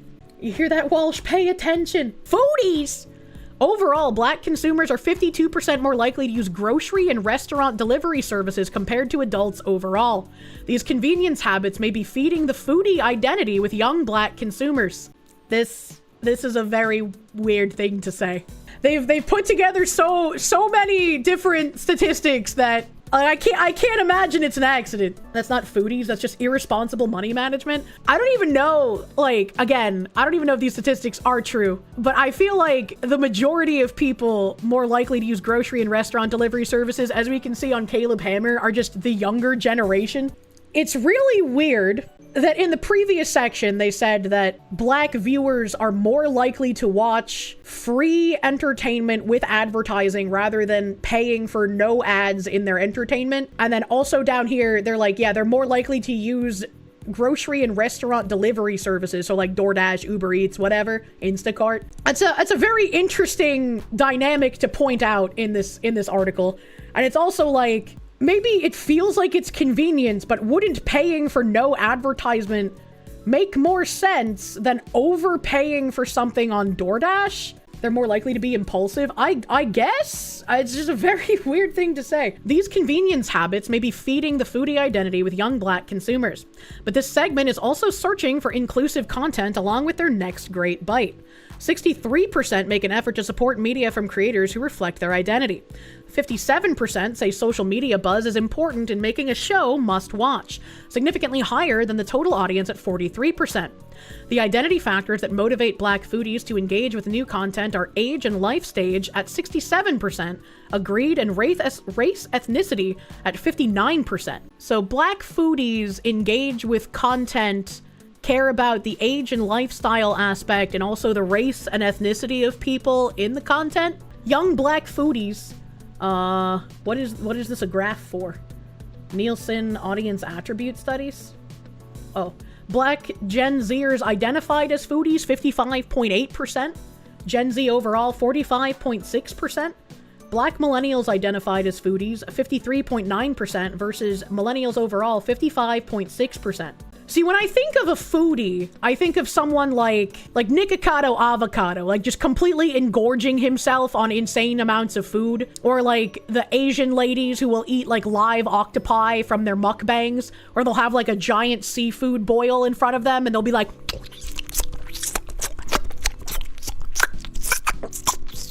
like right into their microphone as they're like sucking up crab legs and shit. Like, I kind of cross over, like, foodie and mukbang in my brain. Never do this again! And then, like, on the flip side, when I think of foodie, aside from those, I also think of, like, that autistic guy that rates, like, every restaurant food. Is his name Review Bra? Yeah, that guy. That guy. I think of him. And then more recently, I've been seeing like this guy is also what I think of when I think of foodie now. No. Relax. Put that sauce. Put that sauce. There you go. Start by.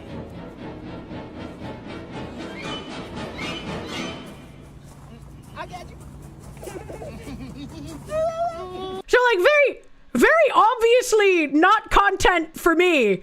But like, this is what I think of when they're like saying foodie, and he like does this inside restaurants too. This is my face when I see a massive penis is this video. My face when giant dick in my face. He's even doing the facial expression that hentai artists draw when a woman's sucking dick. That's crazy, bro. You see this? You see this? You know what time it is. Shine white!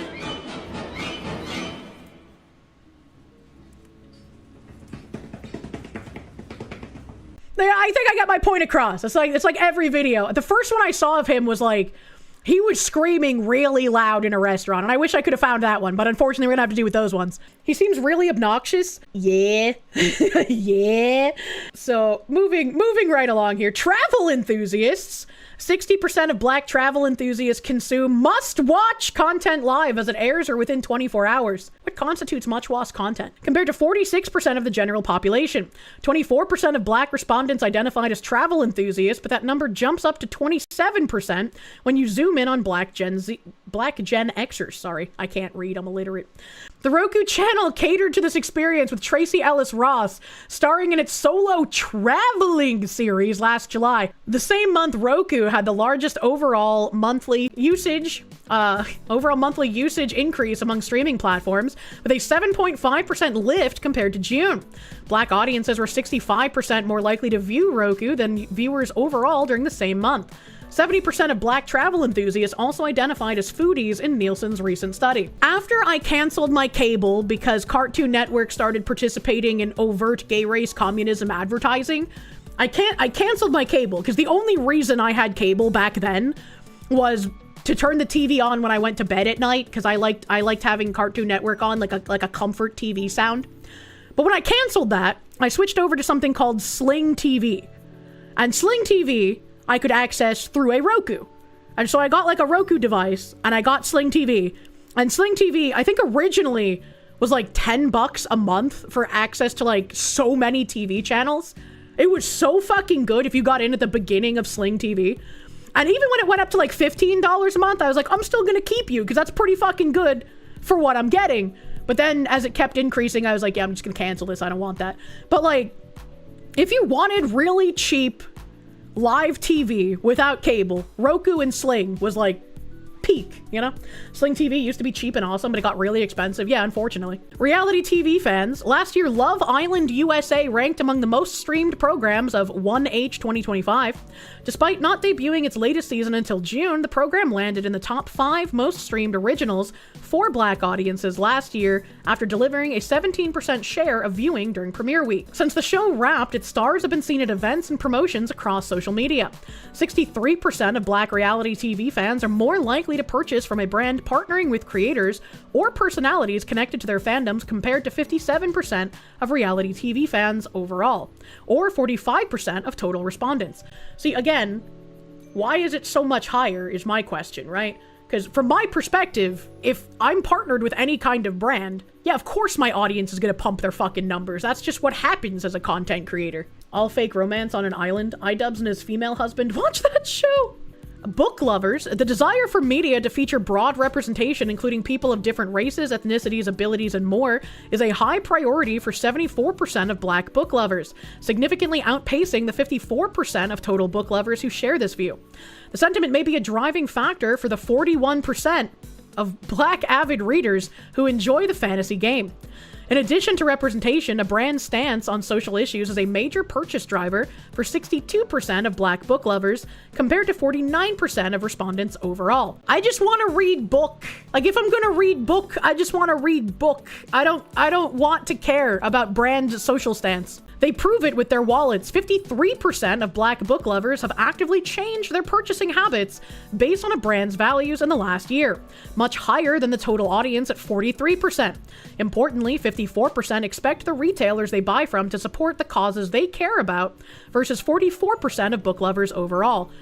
And this is why the I just want to grill mentality will never win out. Because like, if you have groups of people who are incredibly activated to force companies to make stances and to support things that they care about, if you just want to grill, you're going to eventually be forced into the things that other people care about instead of the things that you care about.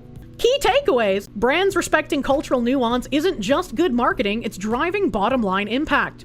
Teams and solutions that can uncover not only where audiences are en masse today, but the foresight of where their focus is headed next and why can help content developers and brands meet the evolving expectations of Black audiences. Representation must be deeply informed and multidimensional to be considered authentic to Black audiences. No matter the platform or messenger, Black consumers are prioritizing their dollars and their attention where they feel seen, heard, and valued. Not just valued for their consumption, but for their influence, loyalty, and culture. Black audiences are signaling their demand for more thoughtful representation. While artificial intelligence may be taking the advertising industry by storm, many consumers still expect a more humanizing approach. An important reminder that brand messages are filtered through the acute realities facing Black America, where issues from news deserts to food deserts fundamentally shape consumer context. What the actual fuck is a news desert? Like, everybody got a phone, right? Look at me, I'm from Blizzard. You guys don't have phones? TVs? Like, what is a news desert? I like food desert. You kind of have to go into the why is there a food desert? Manga and anime says otherwise, right? Dreadhe, thank you. One of the few Black people who actually reads that stat is pure BS. Only one of your top 10 books feature a Black protagonist. Yeah, once again, regardless of whether any of these statistics are true or not, they can be completely fabricated, they can be just as fake as the McKinsey study, it won't matter.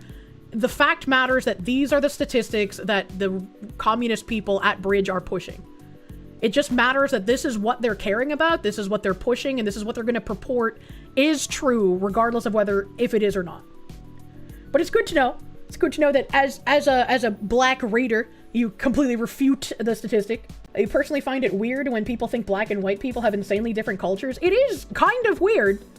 Like, in America, it's kind of weird for sure, especially. News desert, aka a place where people don't watch party-approved news. Move beyond superficial engagement toward informed, nuanced strategies, and the payoff is profound. When brands deliver great stories and powerful messaging, they create an emotional experience that Black audiences embrace, share, and passionately carry forward, cementing not just a transaction, but a lasting culture connection that drives deep, enduring loyalty. Which president was the one that said, I'll have them N-words voting Democrat for the rest of their lives? Reading this and hearing about loyalty makes me think of that statement.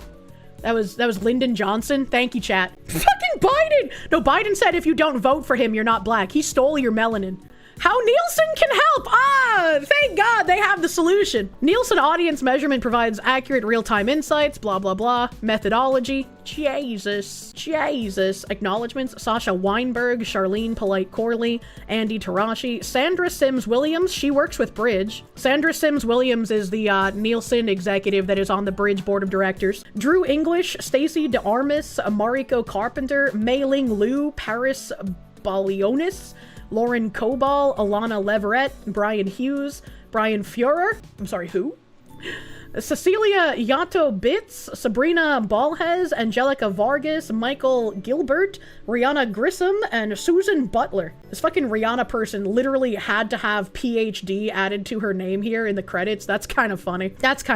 Nielsen shapes the world's media and content as a global leader in audience measurement, data, and analytics. Nielsen shapes the world's media and content. They damn do well try, don't they? Through our understanding of people and their behaviors across all channels and platforms, we empower our clients with independent and actionable intelligence so they can connect and engage with their audiences now and into the future. Nielsen operates around the world in more than 55 countries. Audience is everything. That's also true. What are the top 10? Discover what Americans are watching and playing. Top 10 shows on TV.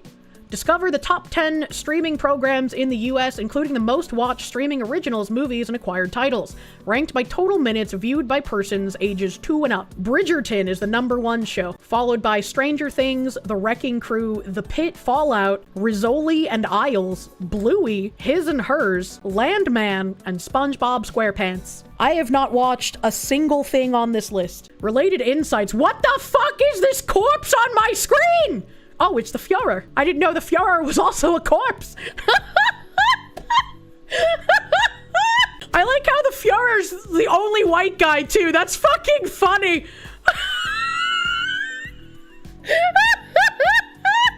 Pit was the one where a stroke victim was wearing a Pippa shirt. Oh, okay. That's all I know about that show then. Streaming content ratings, linear top 10, okay?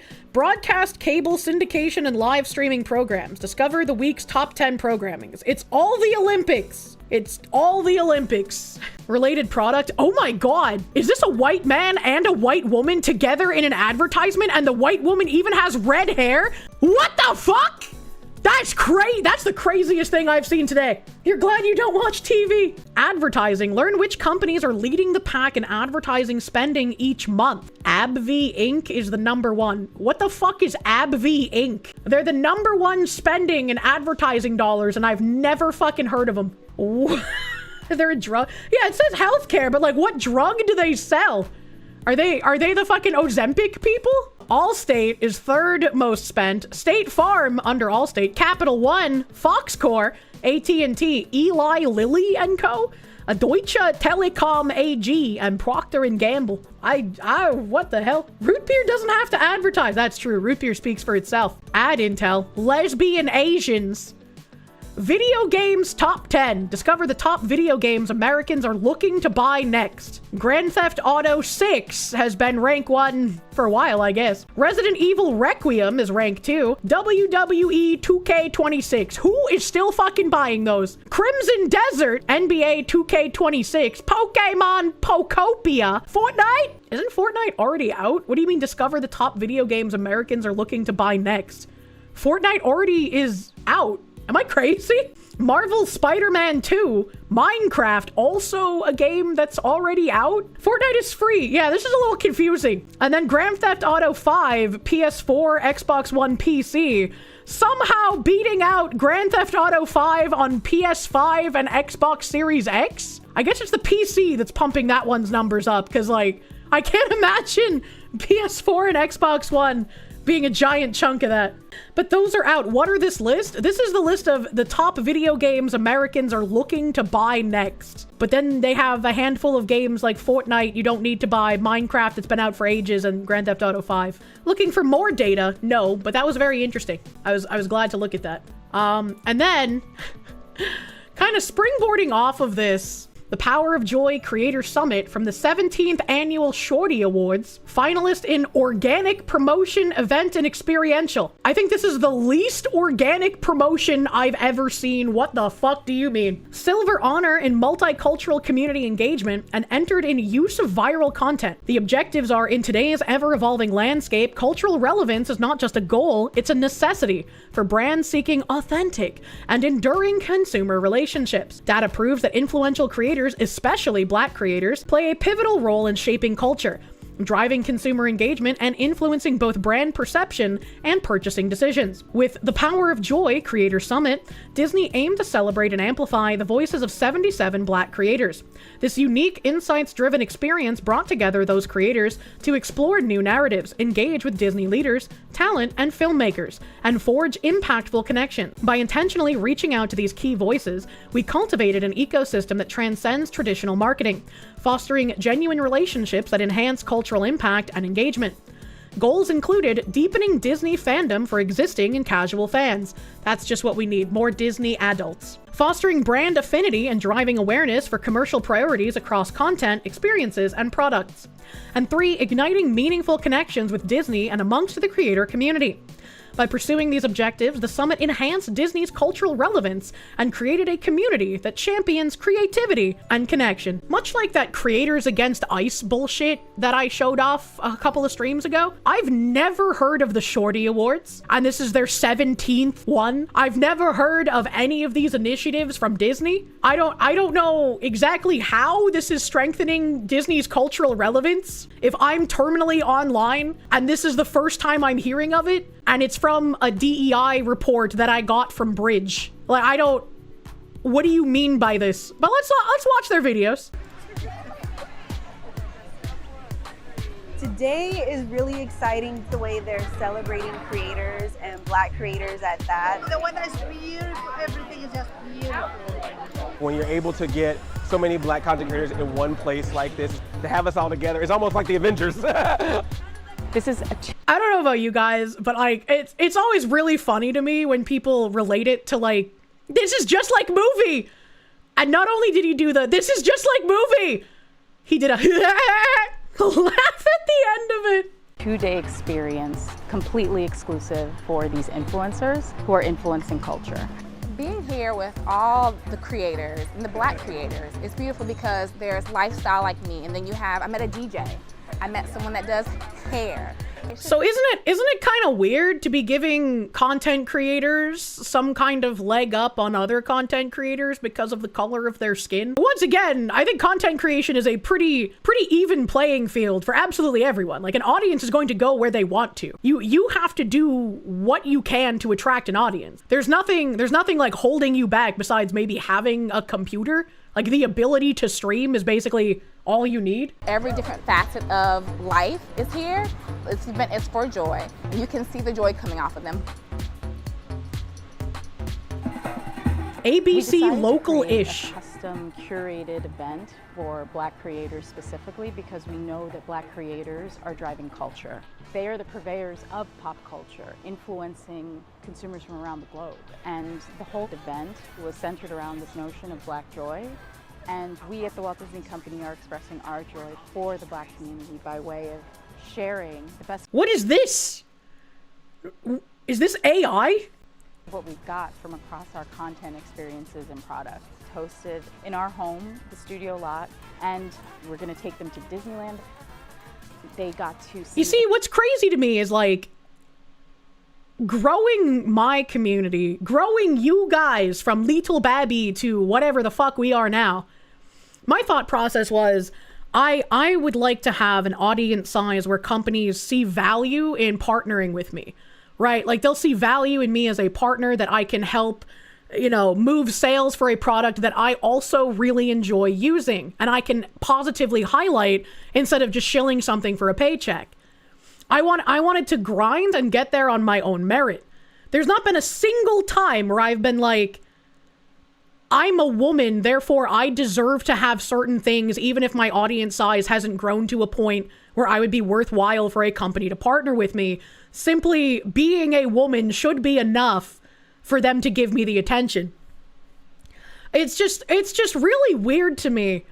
And it makes me feel like putting in, like, the elbow grease and the effort to do all of the things yourself and to do it without any kind of, like, DEI cheat code.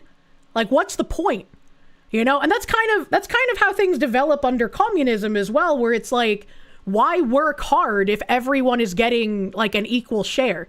There's no reason to stand out. There's no reason to do more work. There's no reason to, like, be more than what you can be, because you're never going to get recognized for that. And it's frustrating. Exclusive sneak peeks from our upcoming theatrical films and series on Disney Plus and Hulu. They got to have a tour of Disney Animation Studios.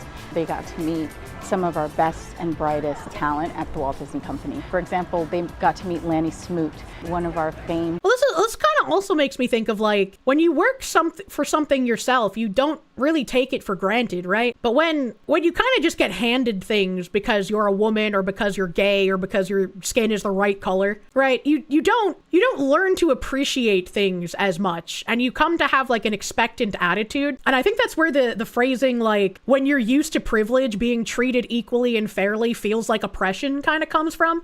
Disney Imagineers, who was recently inducted to the National Inventors Hall of Fame, and the only other person from the Walt Disney Company to achieve that was Walt Disney himself. My name is Brandy King, and I post entertainment content. This is a post that they decided to highlight for the sake of this video.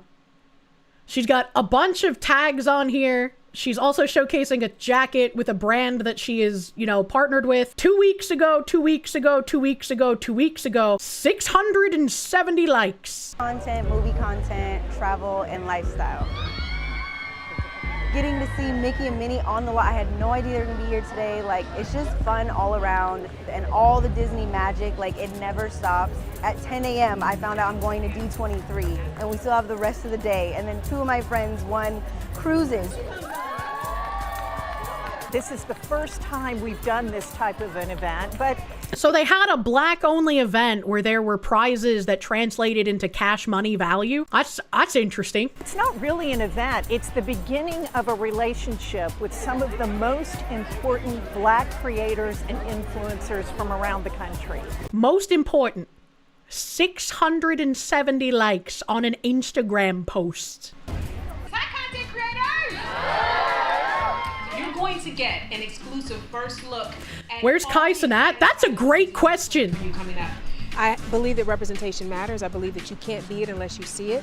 And so I think all of these black creators seeing all of these great new shows and movies first, it's going to Number friending, huh? This is one of those scenarios where number friending is what you're supposed to do. change how we talk about it amongst the culture. So I think they did the right thing by bringing the right people here before it all comes out.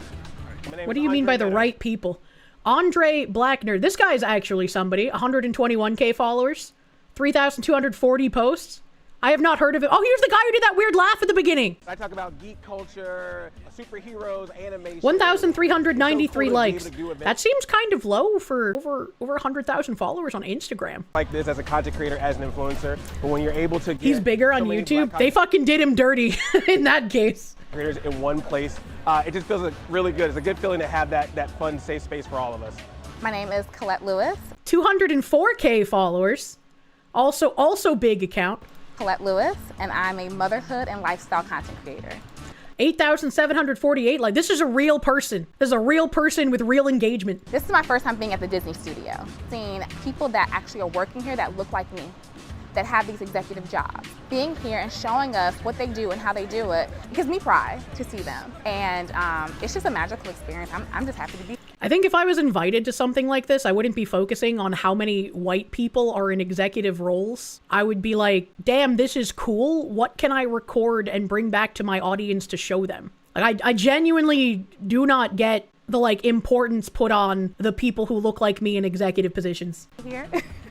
My name is Wesley Armstrong. I am your kind of like a one-stop shop content creator. I'm 560 likes, but it doesn't show how many followers he has. a director, I'm a producer, I'm also an actor. You can dream the impossible dream at a place like this. Now that I'm seeing movies like Black Panther come out, I'm like, I wish I was 5 again, seeing something like this. The reason why to me it's so important, you know, we're constantly told in this country that This says Onyx Black Twitter, a people's history. Wait, this is a show? EP and director Black Twitter, a people's history. What? Can I find like a clip of that? Onyx Collective presents. All right, let's see Black history. This thing on? So I'm looking here? Yeah, exactly. Okay, cool. Does anybody have lotion? I want to make sure I'm not ashy. Question, can I curse? Hey, I make ashy jokes all the time. Yeah. Okay, all right. Where do we begin? So many people have asked me about what is Black Twitter? I didn't know there was this thing out there called Black Twitter. Black Twitter. Black Twitter? Let me introduce you to Black Twitter. There's serious elements to it.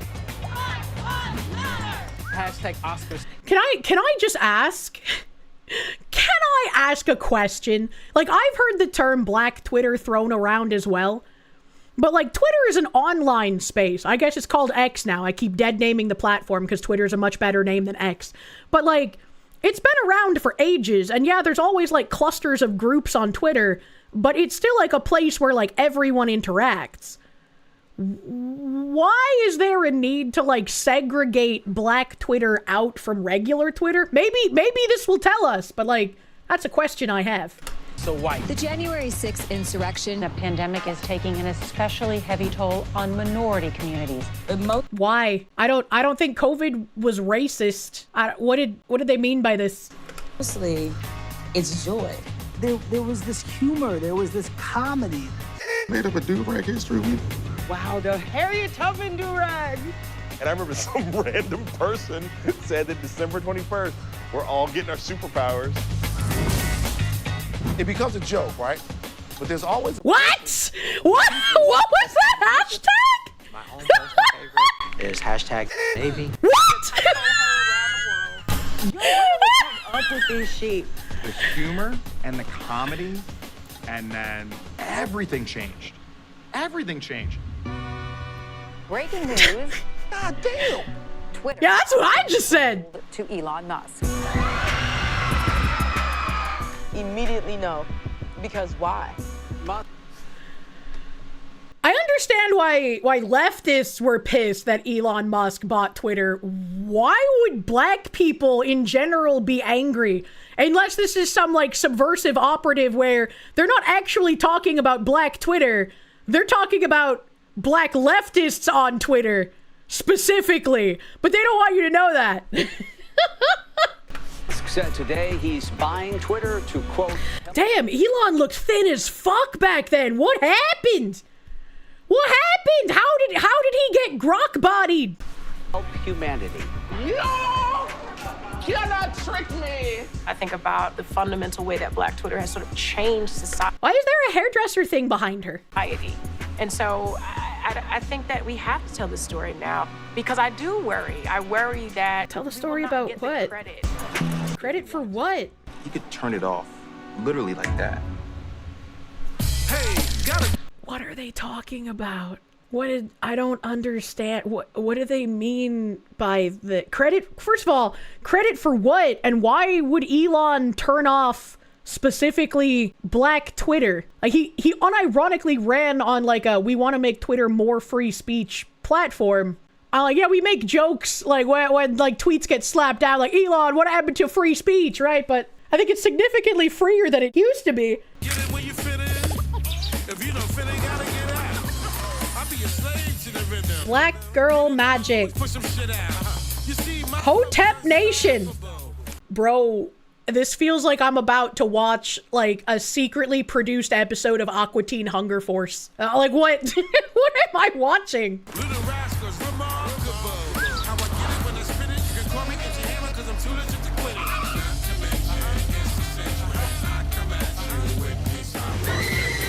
They even have the After Dark, like Adult Swim thing. Hashtag Black Lives Matter. Shea butter. Hey, shea butter's pretty fucking great, all right? Shea butter is great. I have tons of lotions with shea butter, and I'm whiter than the fucking snow. Is there a meaning behind the bird shit? I guess it's Twitter shitting, which, like, I'll give them that one. I call Twitter the ocean of piss. I'd go to Shea Butter Island, man. They probably have great lotion.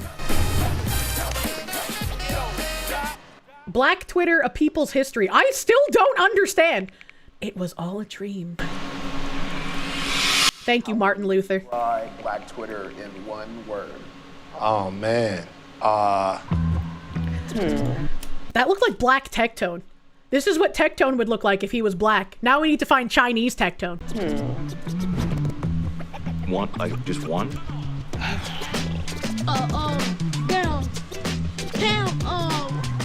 It's not fair to tell a black person to only use one word. Community. What? Dynamic. Free. Relentless. Hopeful. Chaotic. I fucking loved Community, man. Nod. We get it, but from the outside looking in, it wouldn't make any sense to me. What? It's the Cookout. It's the Soul Train line. Black Twitter is us. I still don't understand why they have to segregate within Twitter. I don't get it, man. Black Twitter has given us a lot. Joy, power, community. We could just show up being ourselves, which felt like a first in a country that would rather see us. Black toned. To be fair to America, black people be loud as hell. And the fact that we're speaking loudly is maybe because we haven't been heard. So whatever. Maybe we're speaking loudly because we haven't been heard. If I speak, I will be banned. Microphone exists, we're gonna grab it. Even if it's not meant to be a microphone.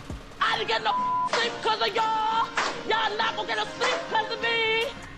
We'll turn anything into an instrument of ours. Is that fish tank? And something like Twitter is no exception. That's why I wanted to make something that celebrated all that Black Twitter is.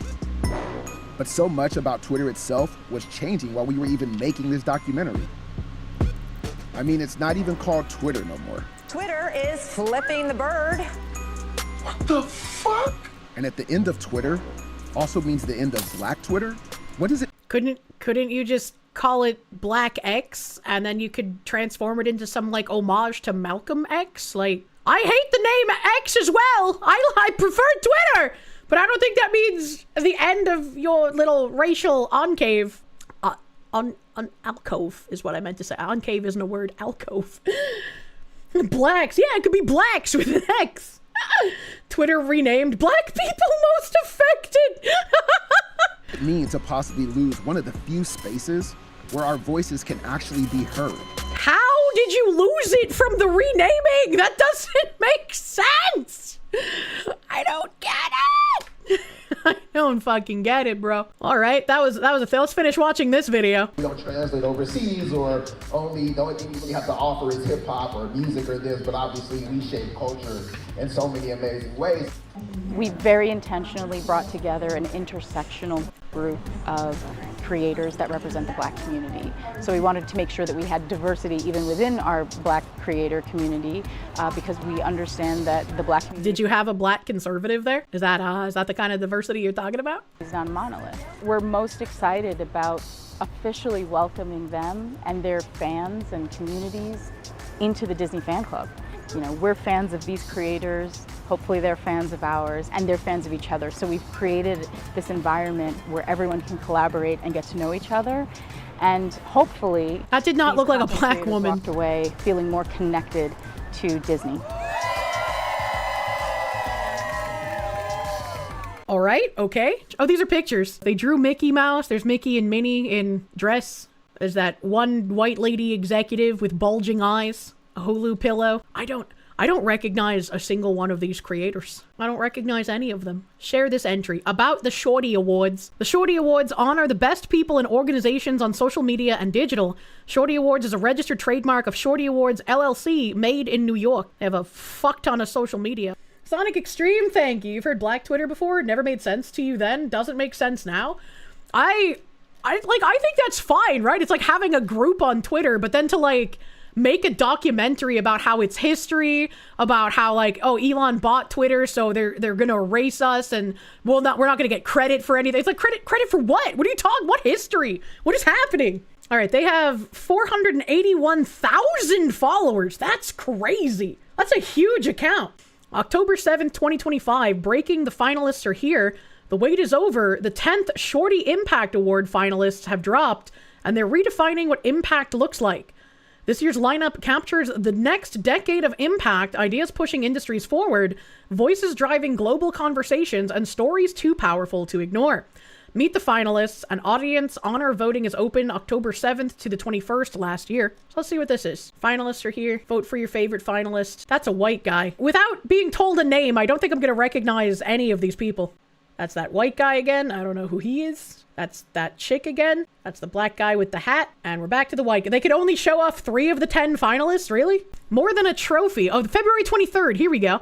More than a trophy. The Shorty Awards is a community fueled by creativity and ambition. Here, your work is seen, your voice is amplified, and your ideas connect with others who push digital and culture forward.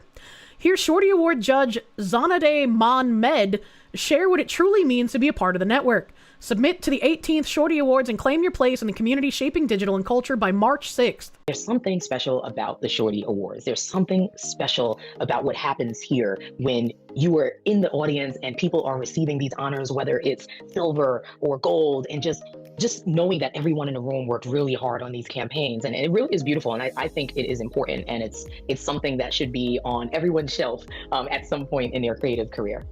Okay, so they're talking about how the Shorty Awards are giving to creators who are shaping digital and culture.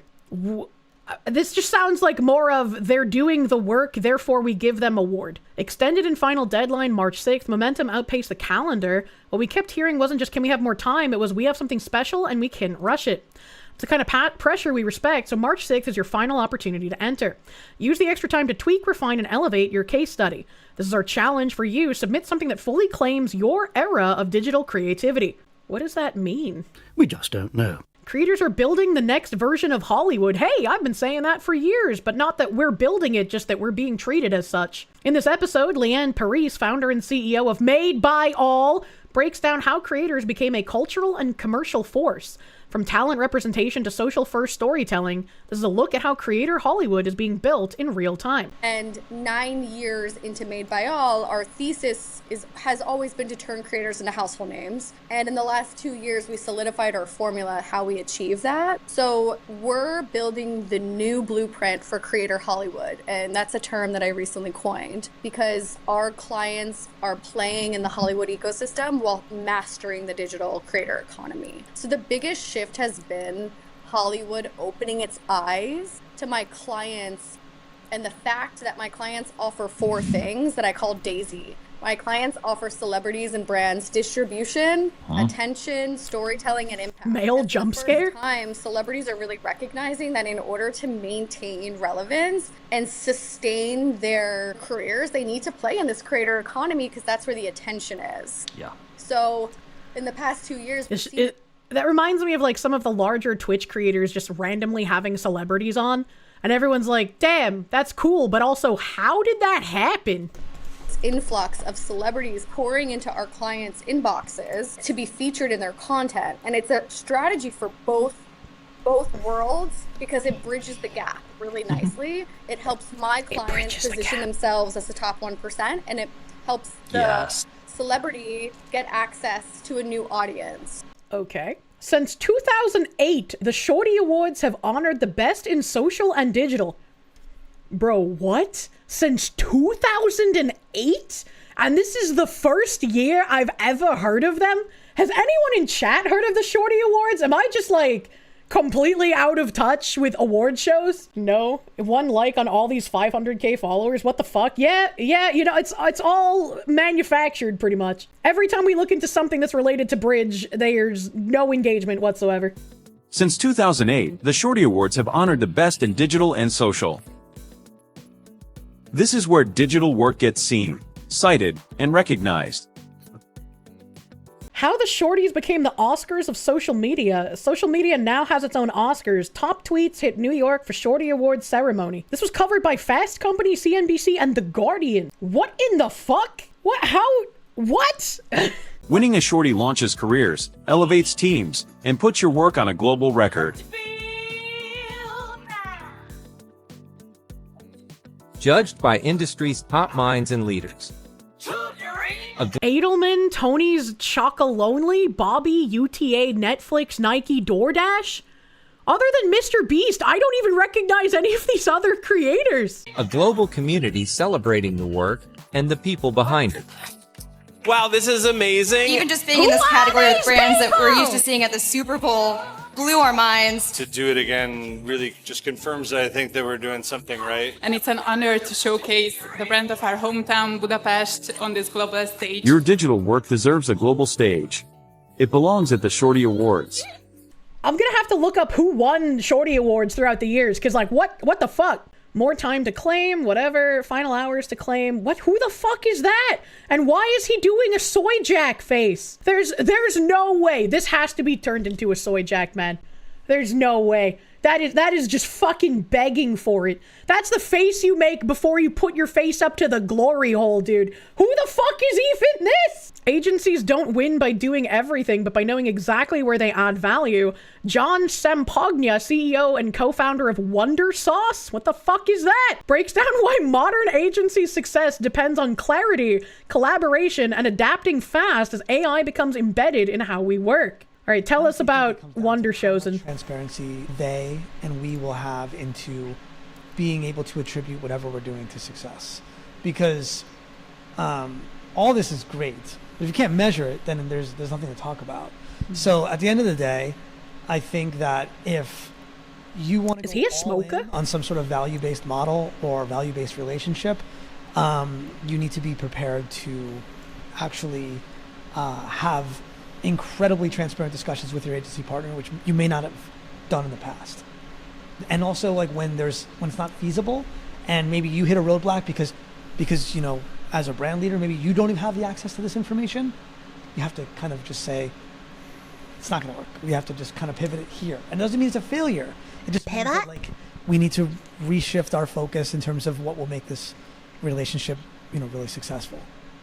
So it really just comes down to just like being realistic. What the? He talked for 58 seconds, and I feel like there was nothing there. 3 days left. Deadline to enter the Shorty Awards. A Tale of Two Deserts. Hashtag short take on cultural and creativity. Field notes from the CES and 1B Followers Summit. I don't know what that means. In 2026, you face a single brutal choice. Fade into the algorithmic wallpaper or pay the only premium that still matters. The human premium. Shaped by insights from the Shorty Awards Real-Time Academy and community members tracking CES and 1 Billion Followers Summit, our first ever short take on cultural and creativity report lays out the fault line brands will have to cross in 2026. 1 week left to claim the new podcast episode. What happens when agencies stop selling services and start owning results?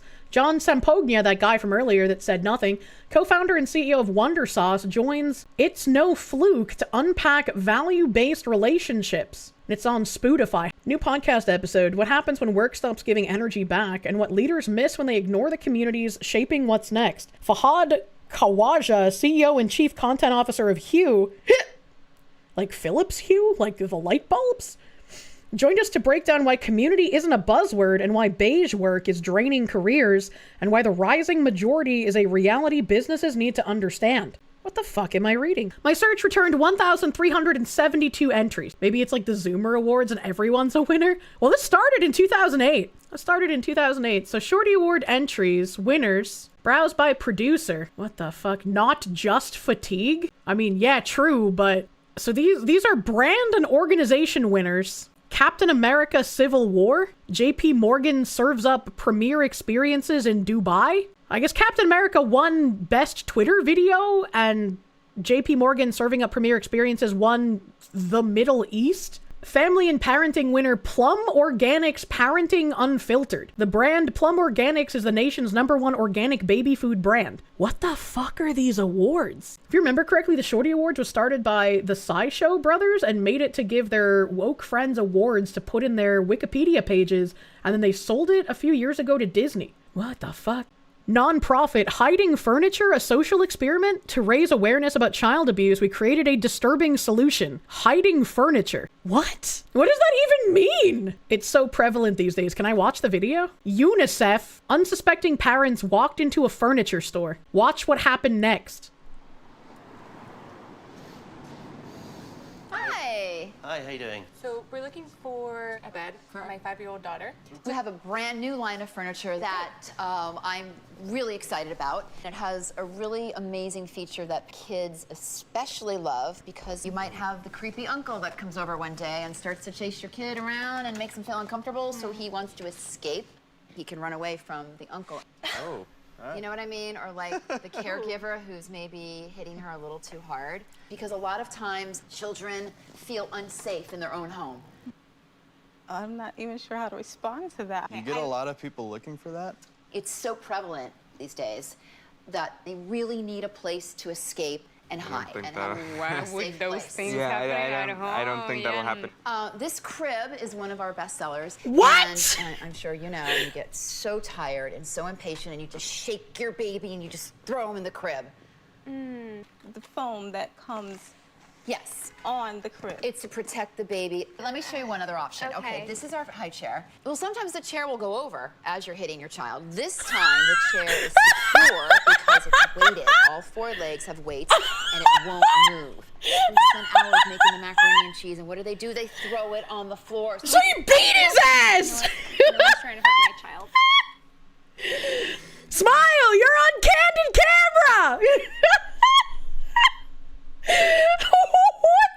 Who put Sam Hyde in charge of this? 3 out of 4 young children worldwide are violently disciplined at home. Yeah, we saw you were really upset. Do you want to talk about it? I thought I was just gonna... We said these horrific things in a completely uncomedic tone. You want to talk about how upset we made you? Get some furniture for a 5-year-old, and I ended up getting a reality check. It's hard to even hear numbers like that. You know, 3 out of every 4. And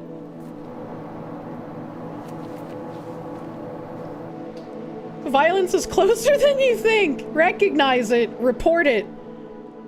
End violence. I think this was a horrible advertisement. This would have been a great $1 Million Extreme skit. Horrible advertisement for ending violence. Oh my God, this isn't a skit. No, that wasn't a skit. That was a winner.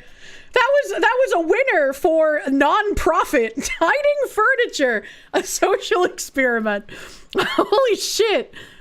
When they have a tap to cheer for WNBA and NBA, a Poppy War and a hero honored, integrated campaign, live news. Hey, that's that Drewski guy we were just talking about. Winner, gold honor, call to action, consumer brand, integrated campaign, long form video. I can't read that next thing because the winner badge is covering it. Community engagement, something commerce, YouTube partnership. Hey, is that kind of weird that you put it as call to action? Isn't that kind of weird? Black-owned Friday, a day of black-owned shopping. Google's 5th annual Black-owned Friday campaign faced the challenge. Winner in YouTube partnership, YouTube finalist and integrated campaign call to action, gold honor in consumer brand commerce. Entered in long-form video, multicultural community engagement. Google's 5th annual Black-owned Friday campaign faced the challenge of maintaining authenticity and impact while navigating evolving cultural consumption, particularly among Gen Z and millennials. Recognizing the influence of Black creators and communities, the 2024 campaign Black-owned Friday, a day of Black-owned shopping, centered on those voices to connect with a broader audience. The campaign focused on Atlanta, Georgia, a hub of Black culture, and featuring 3 key components. A central film for YouTube documented a day of shopping at 13 Black-owned businesses, from wellness to fashion. Alongside cultural icons Drewski, Glorilla, and Jada Sheaves, simultaneously a network of Black creators, including Will on a Whim and Tati Coakley, showcased their favorite Black-owned businesses on platforms like YouTube, TikTok, and Meta, and drove additional engagement with Black-owned businesses. Finally, Google's owned channels, including the keyword blog and social channels, featured spotlights on participating businesses, amplifying their stories and reach. A comprehensive media campaign across Google's platforms and social media supported all initiatives. The multi-pronged approach aimed to create a culturally resonant moment, driving engagements and real results for Black-owned businesses during Black Friday. Google presents a day of Black-owned shopping with Drewski, Glorilla as Glow, and Jada Sheaves. Is this also DMCA? I don't even know anymore, man. Hey, y'all know it's Black Friday. It's Black Friday stuff. No, it's Black-owned Friday. Oh, Black-owned Friday. Black-owned Friday. What y'all playing, OG? Y'all playing chess? Yeah, I'm whooping them too. Yeah. I'm too retarded to play chess. It's an accomplishment.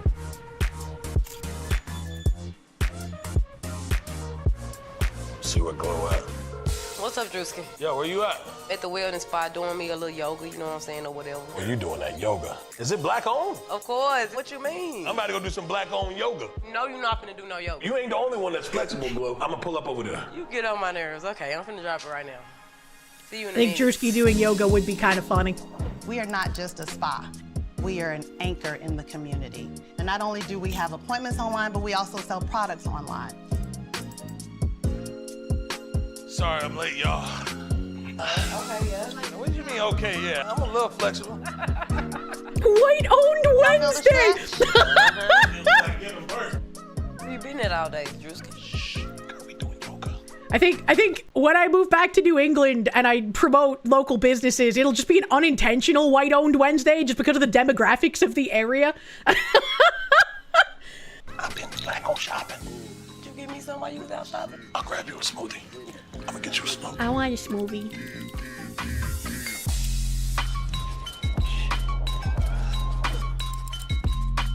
I like your outfit. That's really cute. The smoothie is so good, by the way.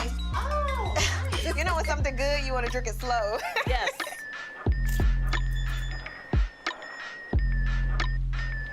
That is so cute. Jada, what you doing in here? You looking at something? They got everything online. See, that's what I need to be doing. See, I don't understand why this won an award, but like, I could definitely, I am a master of fucking pause frames, bro. I could definitely get behind promoting fucking local businesses. I love promoting local businesses. It's a great fucking thing to do. I'm gonna grab a smoothie. I got you. And that's on you too? Smoothie? It's on you. All right, yeah. Black-owned Friday is for everybody. It's universal. We are open to everyone. We look forward to that time of year. Best time of the year. Let me get a hug from you, girl. Search, shop, and support Black-owned each and every day. Read this on your blog or online? Black-owned Friday, baby. Tell us who y'all supporting on Black on Friday. See, like, I don't get the whole, like, I only support shop that's specifically owned by this one race, but, like, any kind of local business, thumbs up. I would love to support local. Buy local, support local. Love that. Well, there's a lot of stuff here for companies, like Governor Barbie, by the way. A lot of weird shit for companies here. Howler Soccer Ball, live from the Upside Down, leading without limbs. I'm sure Love Has No Labels Diversity and Inclusion Campaign, winner of the Social Good Campaign. The Ad Council also has people working with Bridge, by the way. That's very interesting things here. I wanted to see the influencers one, though. Browse by category. Winners. I want to see winners. 307 winners. Bethany Moda, Brandon Jordan, Kale Salad, Ricky Thompson, Black Excellence, Michelle Fawn. Who? All right. Aaron Paul, Accidental Icon, Adele. I recognize that one. I recognize Adele. Against Suicide, Alex French Guy Cooking, Alexa Ray, Alfredo Flores, Alicia Herber, Alton Brown, Ali Reisman, and What? Anna Faris is unqualified podcast. I know who Anna Faris is. So there's 2 people I recognize so far.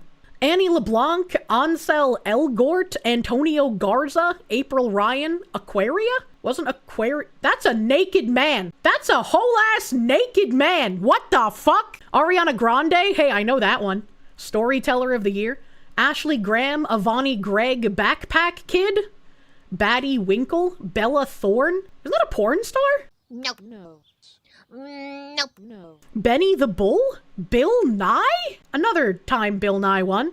Bill Wirtz, Billy Jean King, blackgirlscode.com. The Blinking White Man is the winner of, I guess, Best GIF. Blackpink, I recognize that band. Bob Ross, he's dead. Twitch Streamer of the Year. How did he win Twitch Streamer of the Year post-mortem? Bored Elon Musk, winner for Fake Account. Brooklyn Nine-Nine TV. I'm in the influencers section. What? Winner BTS for music. I recognize them. Boocom, Buck Wolf, Buddy Project, Cancellation Bear. Hold on a minute. Actress, author, blogger, comedian, do-it-yourself, fashion, healthy living, musician, parenting, parody account, science singer, Vine artist. This is so old that it had Vine categories. YouTube guru, activism, activist, actor, actress, animal, apps, art, artist, arts, athlete, author, BN college. There's so many fucking categories. I just wanted to see like fucking YouTube people. YouTuber of the Year. How about that one? Andre Black Nerd Meadows, Andrea Russett, Cody Ko, Colleen Ballinger. She was a finalist. I wanted winners. Whatever. Wasn't she the one that did the ukulele apology? Yes. She looks like her mouth is fucked up, and that's what I remember about the ukulele lady. She won 1 year, and she was a finalist for a different year. What the fuck? Bill Wirtz is great. He made Shop a pop opera. I love Papa Shop opera. Coyote Peterson, David Dobrik again, double finalist, didn't win. Distorm Power, Emma Chamberlain, Eva Gutowski, Gabi Hana. Isn't that the person that iDub said the N-word in front of? No, that wasn't. Who the fuck was that? Who did he say the N-word in front of? Distorm is still... I don't recognize any of these people. The only name I knew... Actually, I didn't even know the name. The only person I recognized was Colleen Ballinger so far, and it wasn't for a good reason. Oh, Tana Mongoose. Yeah, that's true. For some reason, I got it confused with whoever that is. Gigi Gorgeous? Guava Juice? That's the name of a person? Jack Douglas? Why is he vomiting semen? Jake Paul, I recognize that one. I recognize that he was in the Suicide Forest. James Charles, I also recognize that one. Jen McAllister, I have no idea who that is. Jenna Marbles, I know that one. John Cozart, Juanpa Zarita, KSI, I know that one. Lauren Giraldo, I know Greg Giraldo. He's the best Giraldo. Unlucky that he's dead. Rip in pieces, man. Sorry that you died. Lily Pons. Logan Paul was the one in the forest. Jake became a boxer. To be fair, is there really that much of a difference between them? Lily Singh. Ooh, she's the one that had that like cringe ass show, wasn't she? Like everybody dicked down on how horrible her show was. No, and that's fair. Lele Pons is still working? I have no idea what a Lele Pons is. Lisa Koshy? Michelle Carre? MKBHD? Philip DeFranco? I know that song! Ryan Higa. I know that guy's channel, but I can't say it. Safia Nygaard, Shane Dawson. Was it Shane Dawson who put his dick on the cat, or was that the other one that looks like him? I get them confused very often. Catman, that was the cat guy? Okay, all right. I didn't fuck my cats guy. There's him and Onision. They look like basically the same person. And so my brain has a hard time remembering, like, which one was the cat fucker and which one had other, like, allegations against them. I think it was him. There's a guy you haven't seen in years, Philip DeFranco. The song is great. I don't know anything about the guy. Swoozie? I don't know who Swoozie is. Tana Mongeau? That's the N-word lady! Yuya and Zayn Hijazi. I don't know any of these fucking people. Like, the amount of people I knew were so fucking small. Oh my god. Onision had grooming issues. Didn't she throw the convention that was an epic disaster? Yes. Yes, she did. Onision was way worse and to a huge degree. I don't remember almost anything about him. I just remember one of them had, like, grooming allegations. Whether they were true or not, I don't know. I don't remember enough. And then the other one put his dick on a cat. But they look the same, so... I get them confused in my brain very frequently. That's great. That's wonderful. They also had that video that we watched on their website on YouTube. It was uploaded 1 year ago with only 1,000 views. Hashtag localish, hashtag good people, by the way. They're on the right side of history. Hashtag good news. Let's check out the comments, shall we? There's only 2 comments. A laughing emoji, and someone found this a month ago. Exciting for what we have to segregate our children now in the black and white. Blacks are not better than whites. I have a niece that works there, and she was told that this black lady was taking over her job because they want to celebrate black history. There ain't any black history in Walt Disney World or Land.